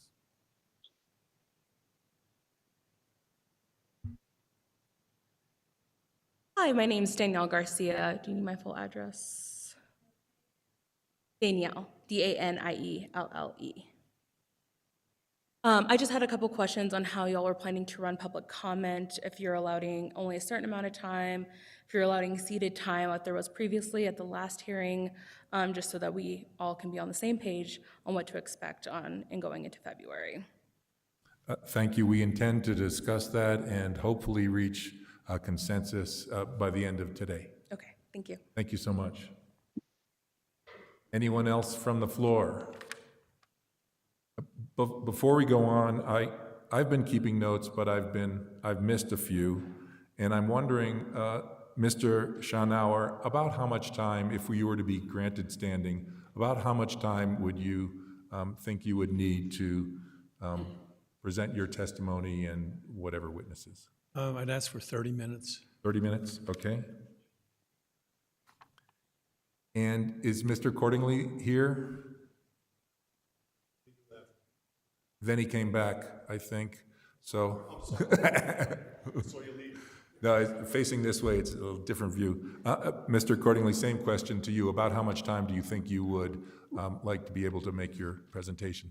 We would like the same 30 minutes, if 30 that minutes. pleases you. Okay, thank you. Okay, so communications from the commission members. So I think it would be useful to everyone if we were able to frame what we believe would be the most efficient use of our time. And if anyone would like to start off, I'll add up all these numbers and figure out how much presentation we have, and then we can take it from there. So Mr. Chair, just so we start to put the framework around it, the February 3rd meeting will be held where and at what time is it scheduled? Planning Commission members and Planning Commission Chair, the February 3rd meeting is going to be held at 1:30 at the Santa Fe Convention Center. Okay, so Mr. Chair, I mean, obviously you can't go through past midnight or past these longer hours, but I mean, I think we got to put some sort of framework that we try and shoot for, whether it be 6 hours, 7 hours, or something along those lines, because if we... Commission members and Commission Chair, so we have the facility until 9:30. The City of Santa Fe has said that we would be allowed to go over slightly, but we do have to have the AV company totally out by 11 o'clock at night, which we need to give them time to go ahead and move everything out. So Jordan, if we were to conclude at 9:30, that would be within our contract with the city? Yes, that is correct. And then people just filter out as they can. Okay, thank you. So 1:30 to 9:30. 8 hours. 8 hours minus an occasional break. Okay. So Mr. Chair, I think what we would need to discuss is that, it's pretty easy to do the math on presentations. And personally, I think we grant somebody standing, I think we should choose a limit for everybody. And rather than having somebody 40 minutes and 20 minutes and 10, I think that's my personal preference. But furthermore, Someone's online?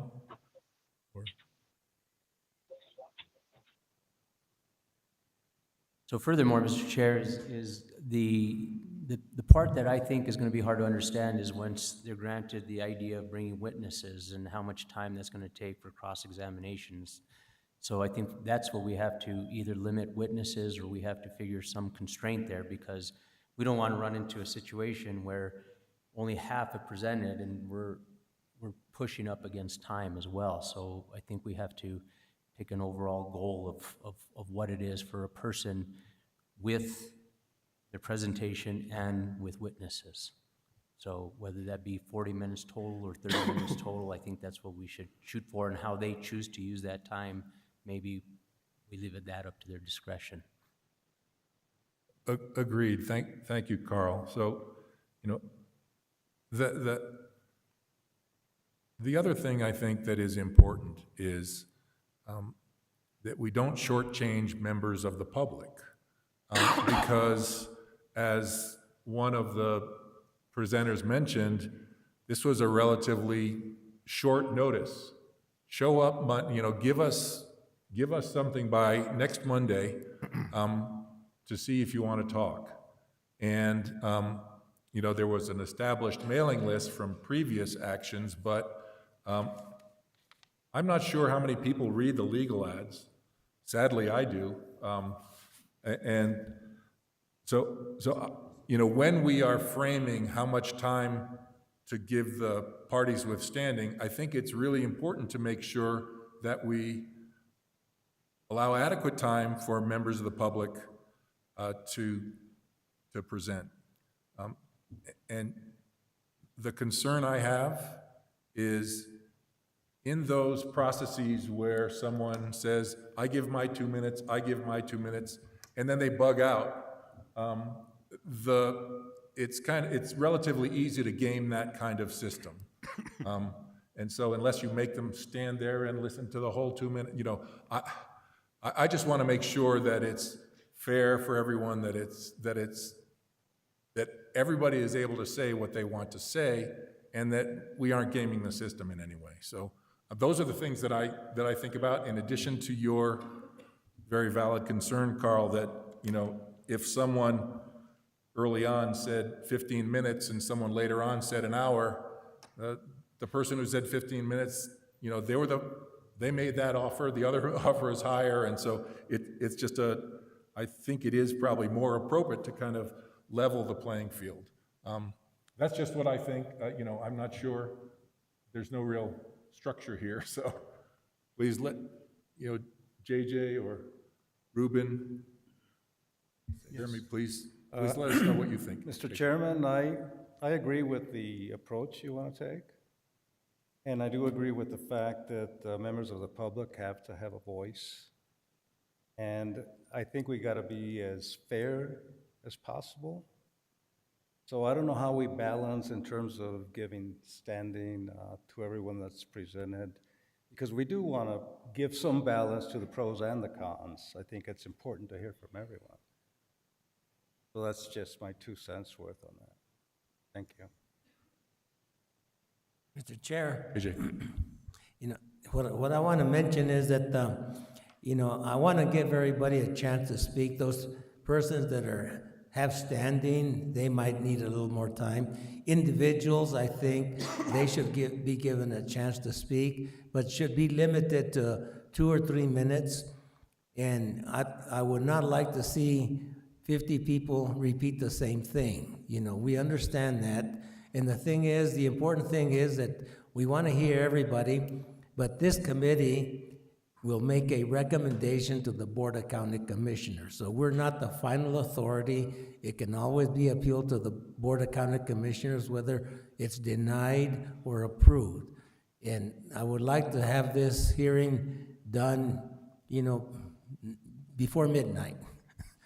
Like maybe 6 or 7 o'clock in a reasonable time, you know, because we are in the middle of winter here, and sometimes who can predict the weather February 3rd? So I'd like to give everybody a chance to speak, but let's try to limit this to a reasonable time. I've been in hearings here where it lasts till 2 or 3 o'clock in the morning, which is counterproductive. So I would like to give everybody a chance to speak, but let's be reasonable as far as when we can wrap this up. Thank you. So Mr. Chairman, I guess in order to do the math, I did the math here real quick, and I can speak this math, but it can only be,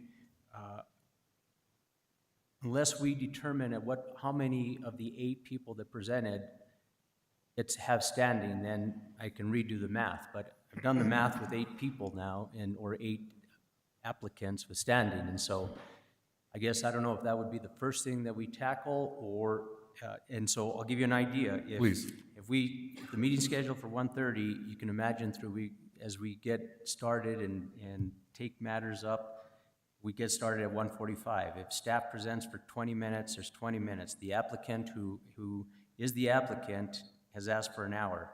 If you have 8 people with standing and you give them 30 minutes each, with witnesses, that's 4 hours.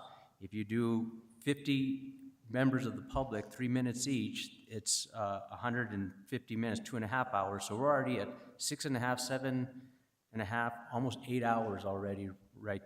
6, 7, 8 hours there. So I think now we have to determine how many members of standing. I mean, we can't grant anything more than this already because we're already at that time limit. Right. Thanks, Carl. So, yeah, and so I guess that's probably the approach, you know. So as I understand it, we are able to either make a determination now or deliberate on it, which I don't want to do. So does the commission believe that we should go through the list? Time is a secondary consideration, but does the commission believe that we should go through the list and vote on each of the requestors? And that way, then we can determine time? Yeah, I'm just trying to That makes eat the sense. elephant one bite at a time. Yeah, that makes sense. Okay. So Okay, yeah, if you all agree, then let's move and, Well, Mr. Chair, let me just make this one comment. If somebody, as we heard the young lady speak at the end, she asked Roger, the attorney, what would disqualify him from a person of standing or an organization of standing? And I didn't hear any convincing argument otherwise. And so we can go through this process, or we could, if we're going to go through a process and it's all going to be granted, or vice versa, unless somebody's really compelled that they're not going to grant something, I don't know, it seems like we're going through a process we don't need. I'm sorry, can you reframe that in a, Well, what's your approach? Well, I guess then let's go ahead and take a vote on each applicant then. Okay. Fine. Okay, if you have something better, I'd love to hear it. Well, I guess my point is that if we don't have any compelling reason, or a board member doesn't have a compelling reason to believe that somebody shouldn't be granted this, a person of standing out of all the applicants, if we're all going to vote yes on everything, and maybe we're not. So perhaps that's the first motion we would take. Do we recommend granting standing to all of the participants? All of the people who requested it that are in our packet. I think that's an appropriate way to go, because that's a first cut. If we... Mr. Chairman? Yes. I kind of would agree with that, because it seemed to me that they were, balanced in terms of the pros and the cons, and as long as we keep the time limits also. Got it. So let's essentially determine whether or not we, so I'll entertain a motion to grant all of the applicants who submitted standing. Is anyone interested in giving that motion? I'll make a motion to grant all 8 applicants as having standing for the upcoming meeting for February 3rd. Thanks. Is there a second? I will second that. Okay, and so are there, I don't think we need any more discussion. All those in favor, please signify by saying aye. Aye. Aye. Anyone opposed? No one opposed? Oh.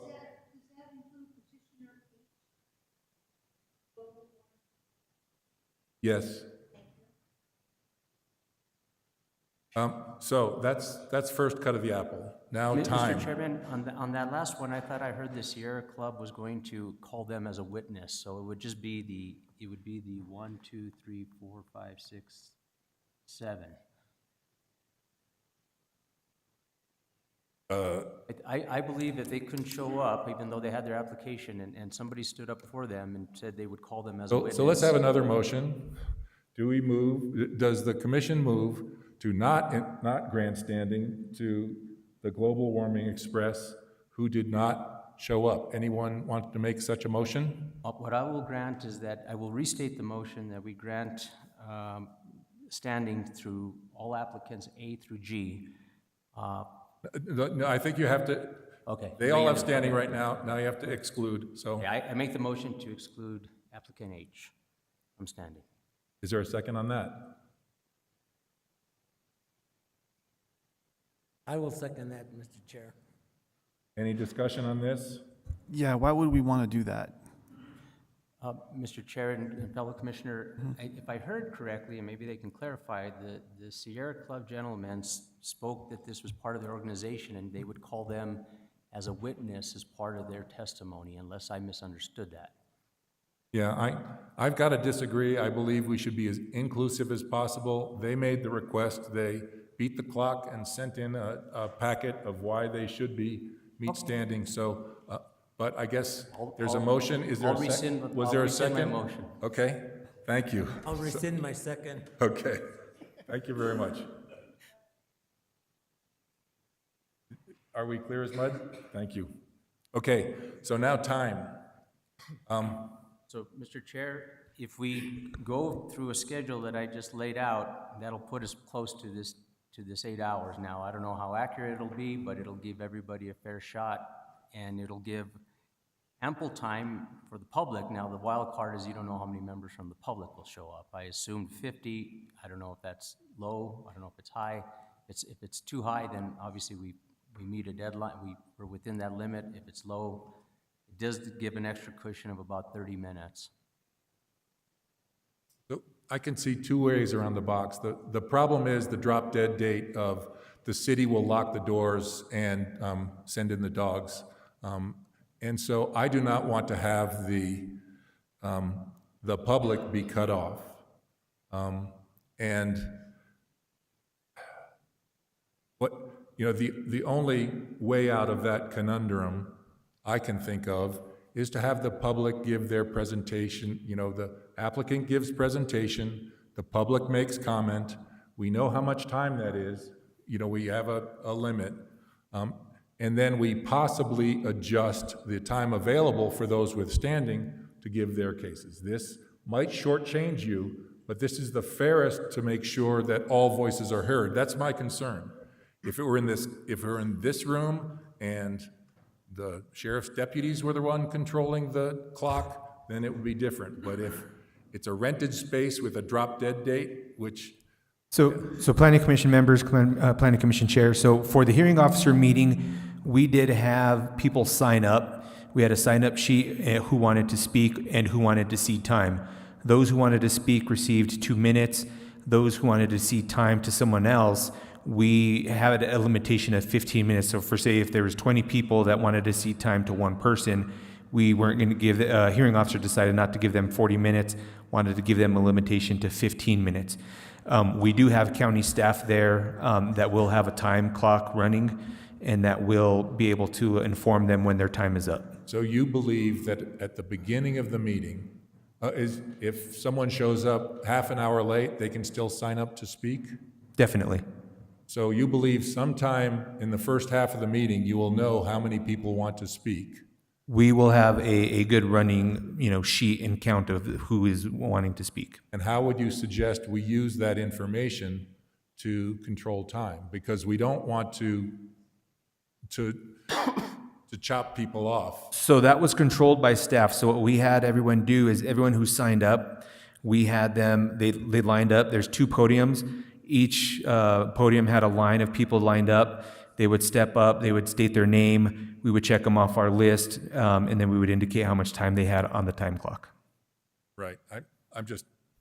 Sure, It's a Mr. drop Chair, dead. what you mentioned is not a bad idea as far as if it's noticed and it's on the agenda that the public comment is first. If you show up an hour late and public comment is over, well, you didn't show up. And so what you mentioned is what you said earlier is true, that if a tremendous amount of people show up, and granted, we do a process where if somebody gives up their time, the max time they can go is X amount of time.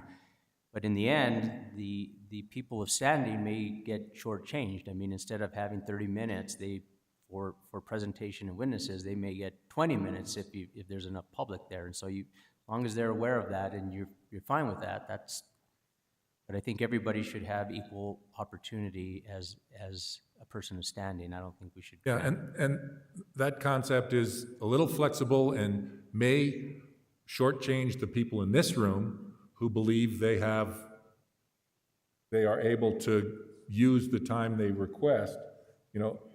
We're just trying to strike a balance here to make sure that we can fit all of this within the constraints we have. And so Mr. Chair and staff, do you see any problem with having, after the staff presentation, the applicant presentation, to have the public speak first? Is that something that you would have any concern with or think that's a problem?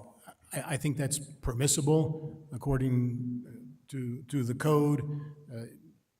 It does set out the order of proceedings, but the order of proceedings, in fact, is essentially what Commissioner Trujillo just laid out. The staff does speak first, the applicant does speak second, and third is a grouping of the public, other government agencies, and interested parties with standing. So those 3 groups are all treated similarly, so you could allocate them prioritize them however you wish, and then the applicant does have an opportunity at the end to have rebuttal or final word, whatever. Thanks. Jeremy? So it would make sense to me, based on the amount of people that are going to be at that meeting, that we have a pretty somewhat generous, but not too overly generous time limit for people with standing and maybe other government agencies. So maybe it might make sense to do like a 15 to 20 minute maximum based on the amount of time and based on the amount of people that are going to be speaking. Make that a time limit for everyone's presentation. That might be something that might keep us within the guardrails and not go too far off as far as time. Yeah, I think that's, there's certainly merit to that. You know, we might look at it the other way around. And sorry, group, for watching us think out loud, but if we were to have the public first, allocate an amount of time, as you say, like 15 minutes per group with standing. We were to have the public speak first, and then at the conclusion of that, we were able to flex, we were able to allow for expansion of that as needed. I'm just trying to accommodate all the different things. And it seems like a time limit would be a vehicle to do that, so you're not running too long for any one group. So if everyone kind of has the same amount of time, it makes it more equal, rather than shortchanging someone at the end because we run out of time. Mr. Chairman, I'm good with proceeding with the public after the applicant, and then the math will work out right after that, after the time. I mean, I think that's fair. I mean, we probably will find that there'll be a lot of repetition through a lot of the different public testimony and stuff, and even. Right, but we don't have a hook. moderators. Yeah. We don't have a hook. So if someone is saying exactly the same thing that someone said 5 minutes ago, they should have their time, as I understand it. Uh-oh, hearing guy. This is just input on the process, and thank you. Right, yes.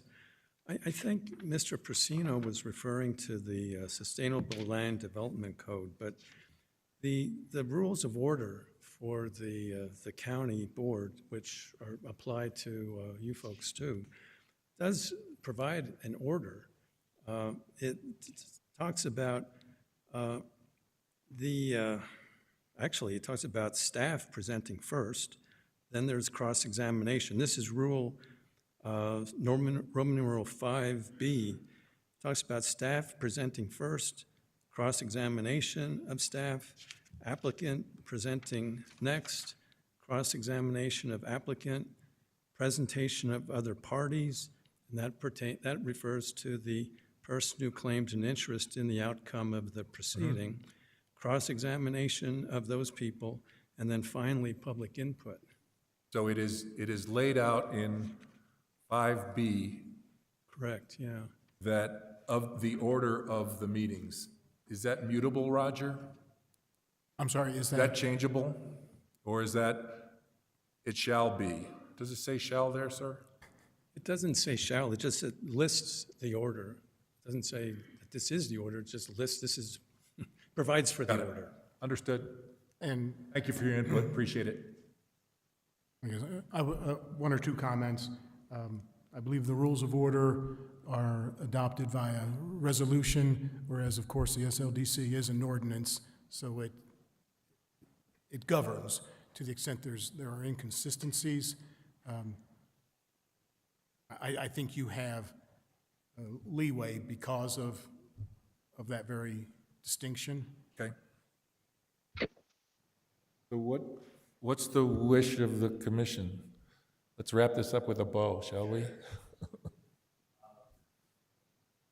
Mr. Chair, as I mentioned, just doing the math, I think as we go through staff, the applicant, and then we do the public input, and then after that, we can figure out the time allotment left with the clock and divide it by 8, and as each applicant is called up, that's the amount of time they're granted, and that would take us to the 8 hours if needed. And so other than that, I think it'd be Pretty simple, and that way you don't feel like we've shut any of the public out for public comment. So we know the time they will turn off the lights, and we basically allow adjustment for both the parties withstanding and the applicant's closing opportunity, which I think Roger referenced, and then divide by 8+1, if that makes sense. Is that right? Yeah, that's right. And I'm sorry that this gives you a significant uncertainty, and so I wanted to point out, it's going to be a meeting with a large number of people, and shaking of head and and waving of arms is not something that actually really benefits the proceedings. If there's a motion to do what Carl just said. Excuse me, may I just say something? I'm still on the road. Sure, this is wide open, go ahead. You have. By using this format, you're in effect eliminating subject matter witnesses specific to the SGMP and the SLDC. All I'm saying is that we have subject matter witnesses on those specific issues. And if this is done, they may not have sufficient time to talk about the most pertinent issues for this. Understood. I'm Okay. sorry, but you basically requested time to fill up the closet. You requested, because the applicant gets an hour, I get an hour. And so I'm a little skeptical of that opinion. Okay. But I totally get it. I'm sorry. Long day. Mr. Chair, please understand that, and as you do understand, you have as much discretion as your imaginations allow for. Oh, no. You can give, the exact same amount of time to each of the parties that are given standing and allow them among themselves to divvy it Negotiate. up or seed it. At least that gives them flexibility without increasing the amount of time you want to give.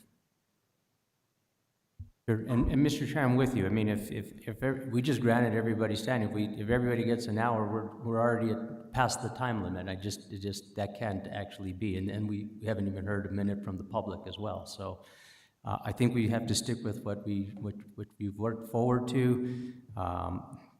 We go with staff.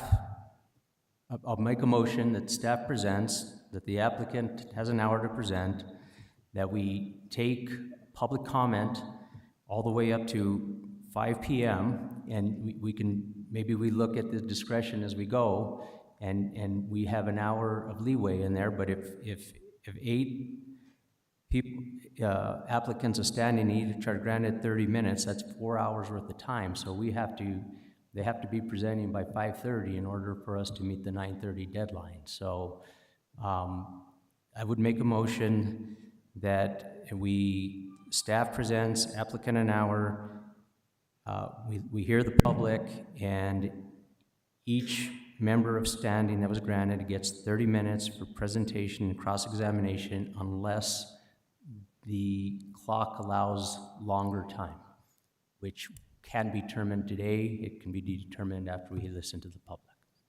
And could I offer an amendment to that motion? Absolutely. That if there is extra time, that the extra time be divided by 8 and be allocated to all of the participants. Absolutely. So just one question about the motion. If you shut off public comment at 5, what about those people who work? That might be shutting off a decent amount of people who want to go after work.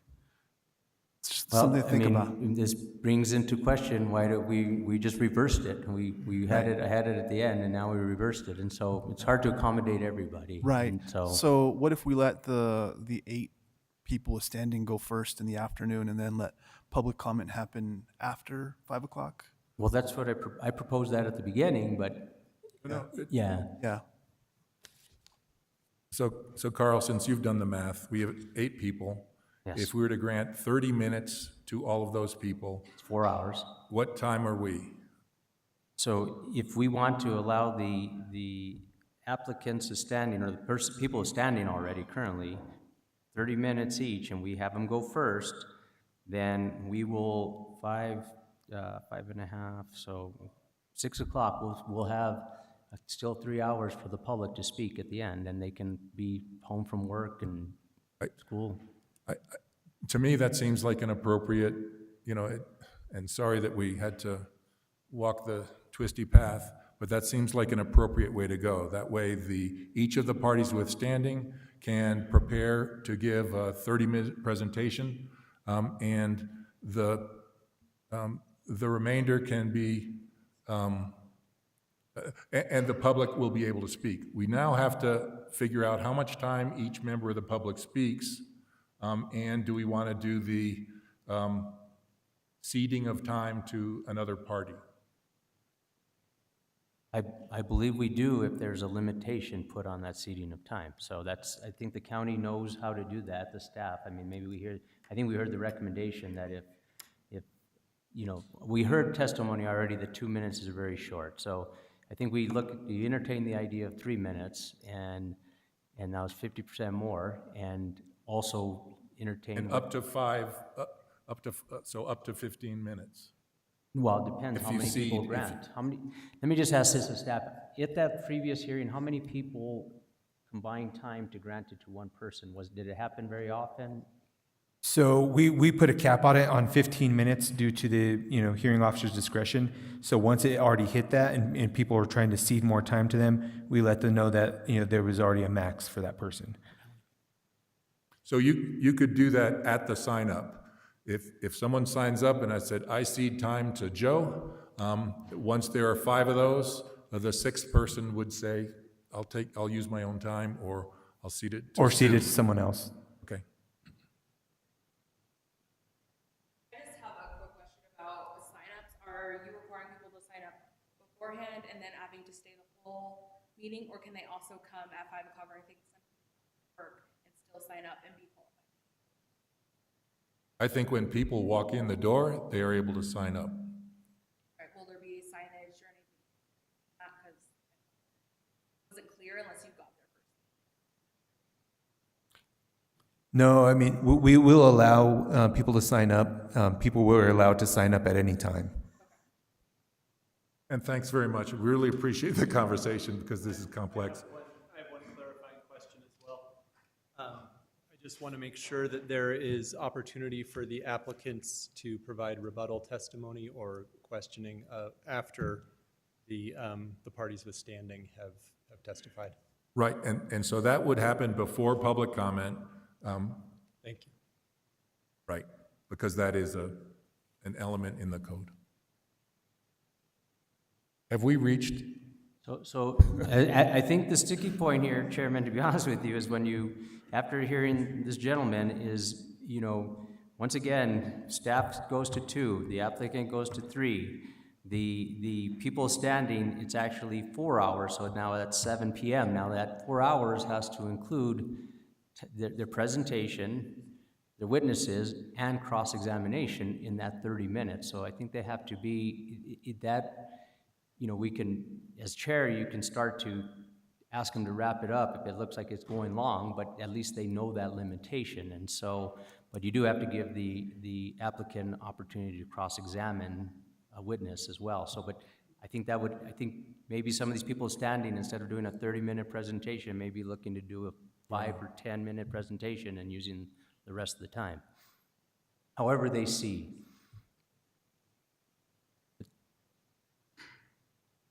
I think, as mentioned, that'll put us at 7 o'clock. So I think if we stick with a staff presentation, applicant for an hour, 8 members of standing for 30 minutes, however they choose to use their time, but there has to be allowable time for cross-examination. Now, how you do that within that 30 minutes.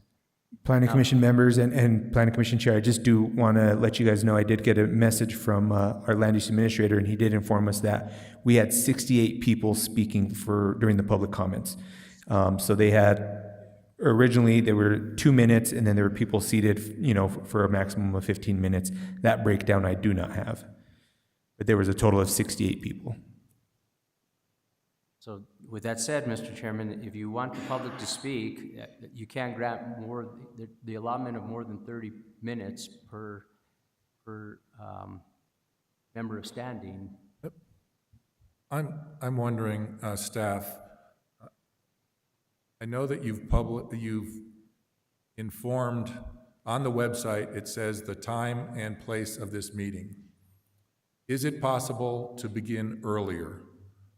You may not have a current contract, but if we were to begin earlier and get through staff, you know, if we were to kick this off at 9 in the morning and do this, I'm not looking forward to an all-day sucker, but I'm just wondering, you know,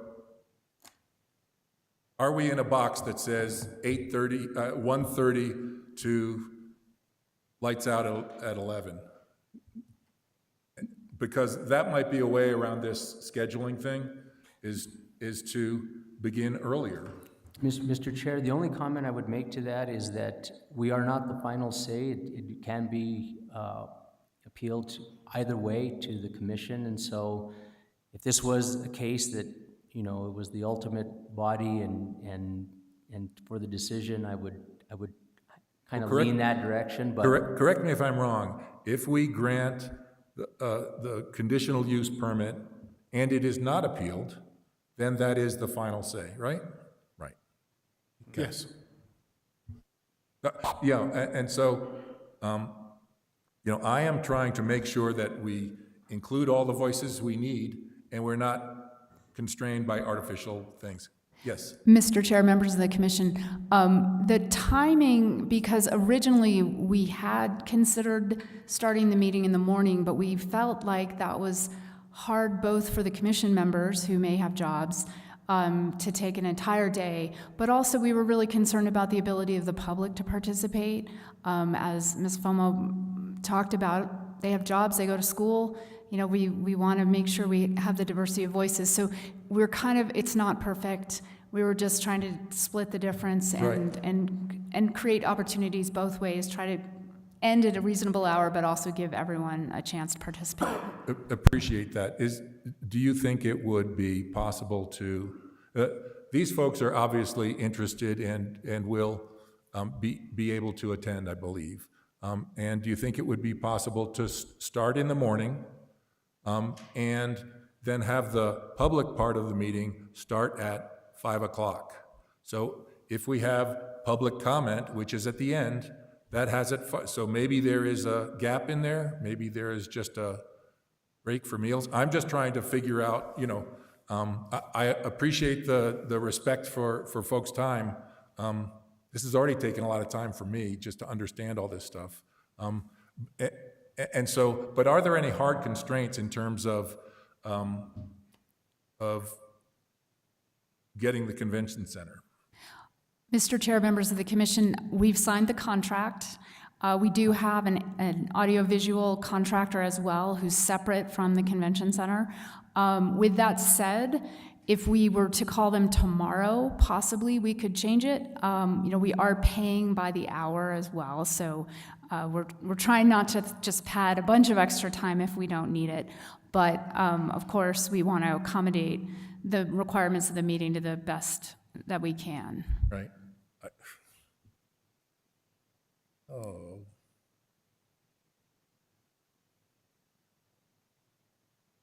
So, does any commissioner have the solution to this Gordian knot? Mr. Chair, I move that we go with Carl's recommendation and your recommendation that we start at 1:30 and we take it to the end. You know, that was what I would like to see. I'm sorry, I don't think that's a motion that I understand. You need to flesh that out. Yeah. That was a statement. Yeah, okay. Thanks. So I did make a motion, but I can... Yeah, please restate the motion, Carl. Okay, I make the motion that the meeting take place February 3rd as planned, under the current guidelines of the time that the contract is signed. Staff presentation, applicant for an hour, 8 members of standing are granted 30 minutes for their total presentation with witnesses, and cross-examination. It's our ability as commissioners to, if something gets very redundant, to cut it off so that it just doesn't keep on going. And then that is at 7 p.m. and then we grant public comment at that time. And so staff, applicant an hour, each member standing 30 minutes, however they choose to use their time, and also then public speaking after that.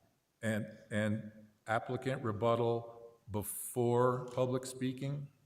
Well, I would imagine the applicant rebuttal would be at the time of each of the person standing, yes. Okay, so rather than having a cross-examine period, it's when a person of standing comes up, anyone else can cross-examine that person at that time, right?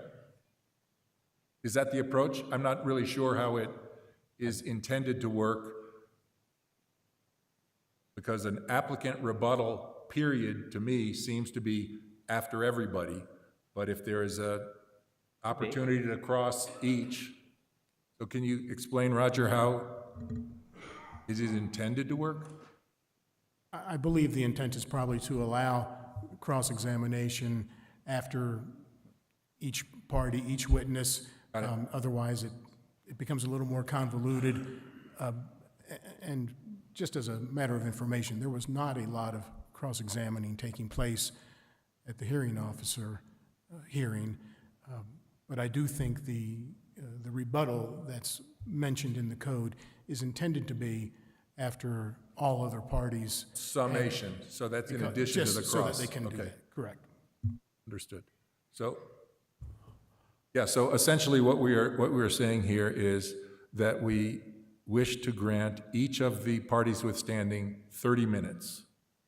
And staff will do their best to schedule things appropriately, right? So then, as I understand it, and then the applicant to rebuttal would come at the end of all members of standing, and some time would be granted. Is that, as I heard you, Roger, is that, or is it after the testimony of each person that the rebuttal takes place? No, it would not be after each individual party. It would be at the end.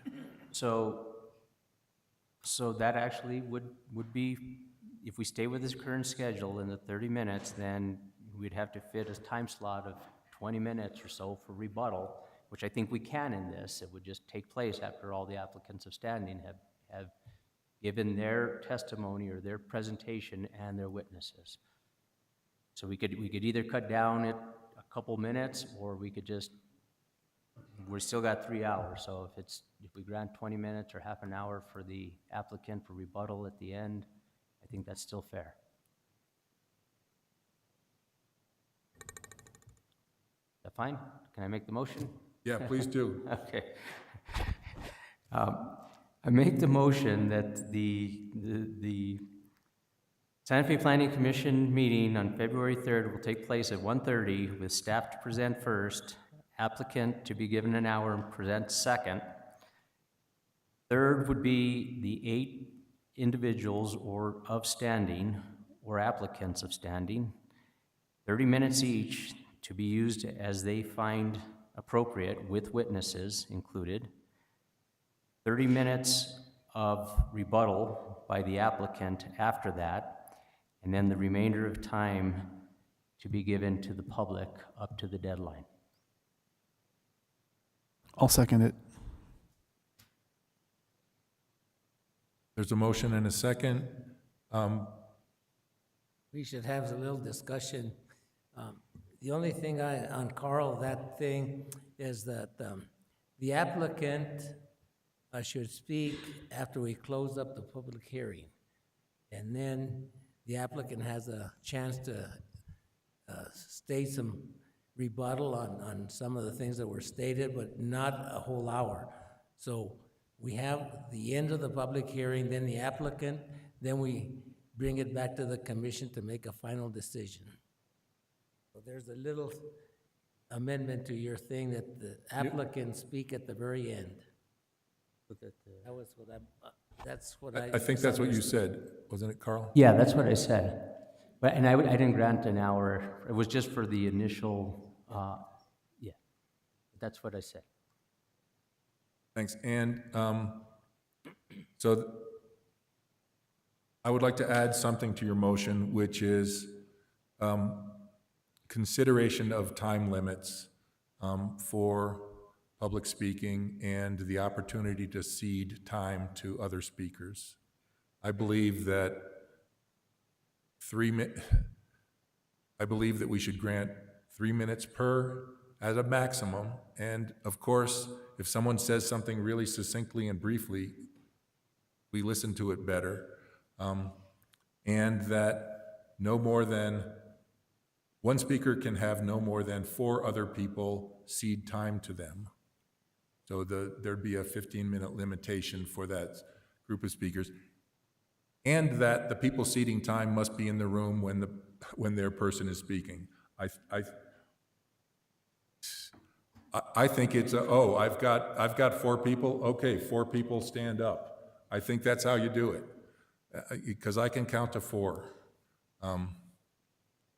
So something like that. I think we want to put some structure around the public comment, so folks know. Yeah. So I agree. Why don't we just grant 3 minutes per individual or 10 minutes for people that find up to 4 people? Because then that would be 12 minutes. So just leave it at that. I agree. So if we can incorporate that into your motion, any other discussion on this? Is that clear with staff? Okay. I'm fine. I'm good. All those in favor of Carl's motion and Jeremy's second? Aye. Signify by saying aye. Aye. Anybody opposed? Okay, thank you. Thank you all, and sorry you had to watch sausage being made. Really appreciate your attendance. Thanks. Yeah, let's move to adjourn. Oh, wait a minute, comments from staff. Okay, we're adjourned. Planning Actually, Commission. we're not adjourned. Sorry, undo that. On communications from commissions, communications from the attorney. Sorry. Roger. Nothing to add. Thank you. Staff? None to add. A question for staff. Are you catering on the 3rd? We are not. I think we may have, at the hearing officer, we did have drinks and snacks that were provided by staff for staff, but I'm not sure if we've determined that right now. Okay. Thanks. So the next scheduled meeting is February 3rd at 1:30 p.m., and that is in the Santa Fe Community Center. Convention Center. CCC, a lot of Cs? So that's called a special meeting because it's off the time, and the next regularly scheduled Planning Commission meeting is February 20th. I would like to request of staff, can you get the Planning Commission meetings on the county calendar? It's like all of the other, meetings are on the county calendar, and you are not. And so- We'll get those on. With the turnover of staff, things kind of didn't get transferred over, but we're working on getting someone, assigned to that. I did also want to mention that the parking, there's going to be parking available at the convention center that is located underground. So just bring a credit card? Yes, I believe, yeah, they take Okay, credit card. thanks. And it's accessed off of Federal. Right, thanks. So we're adjourned. Thank you.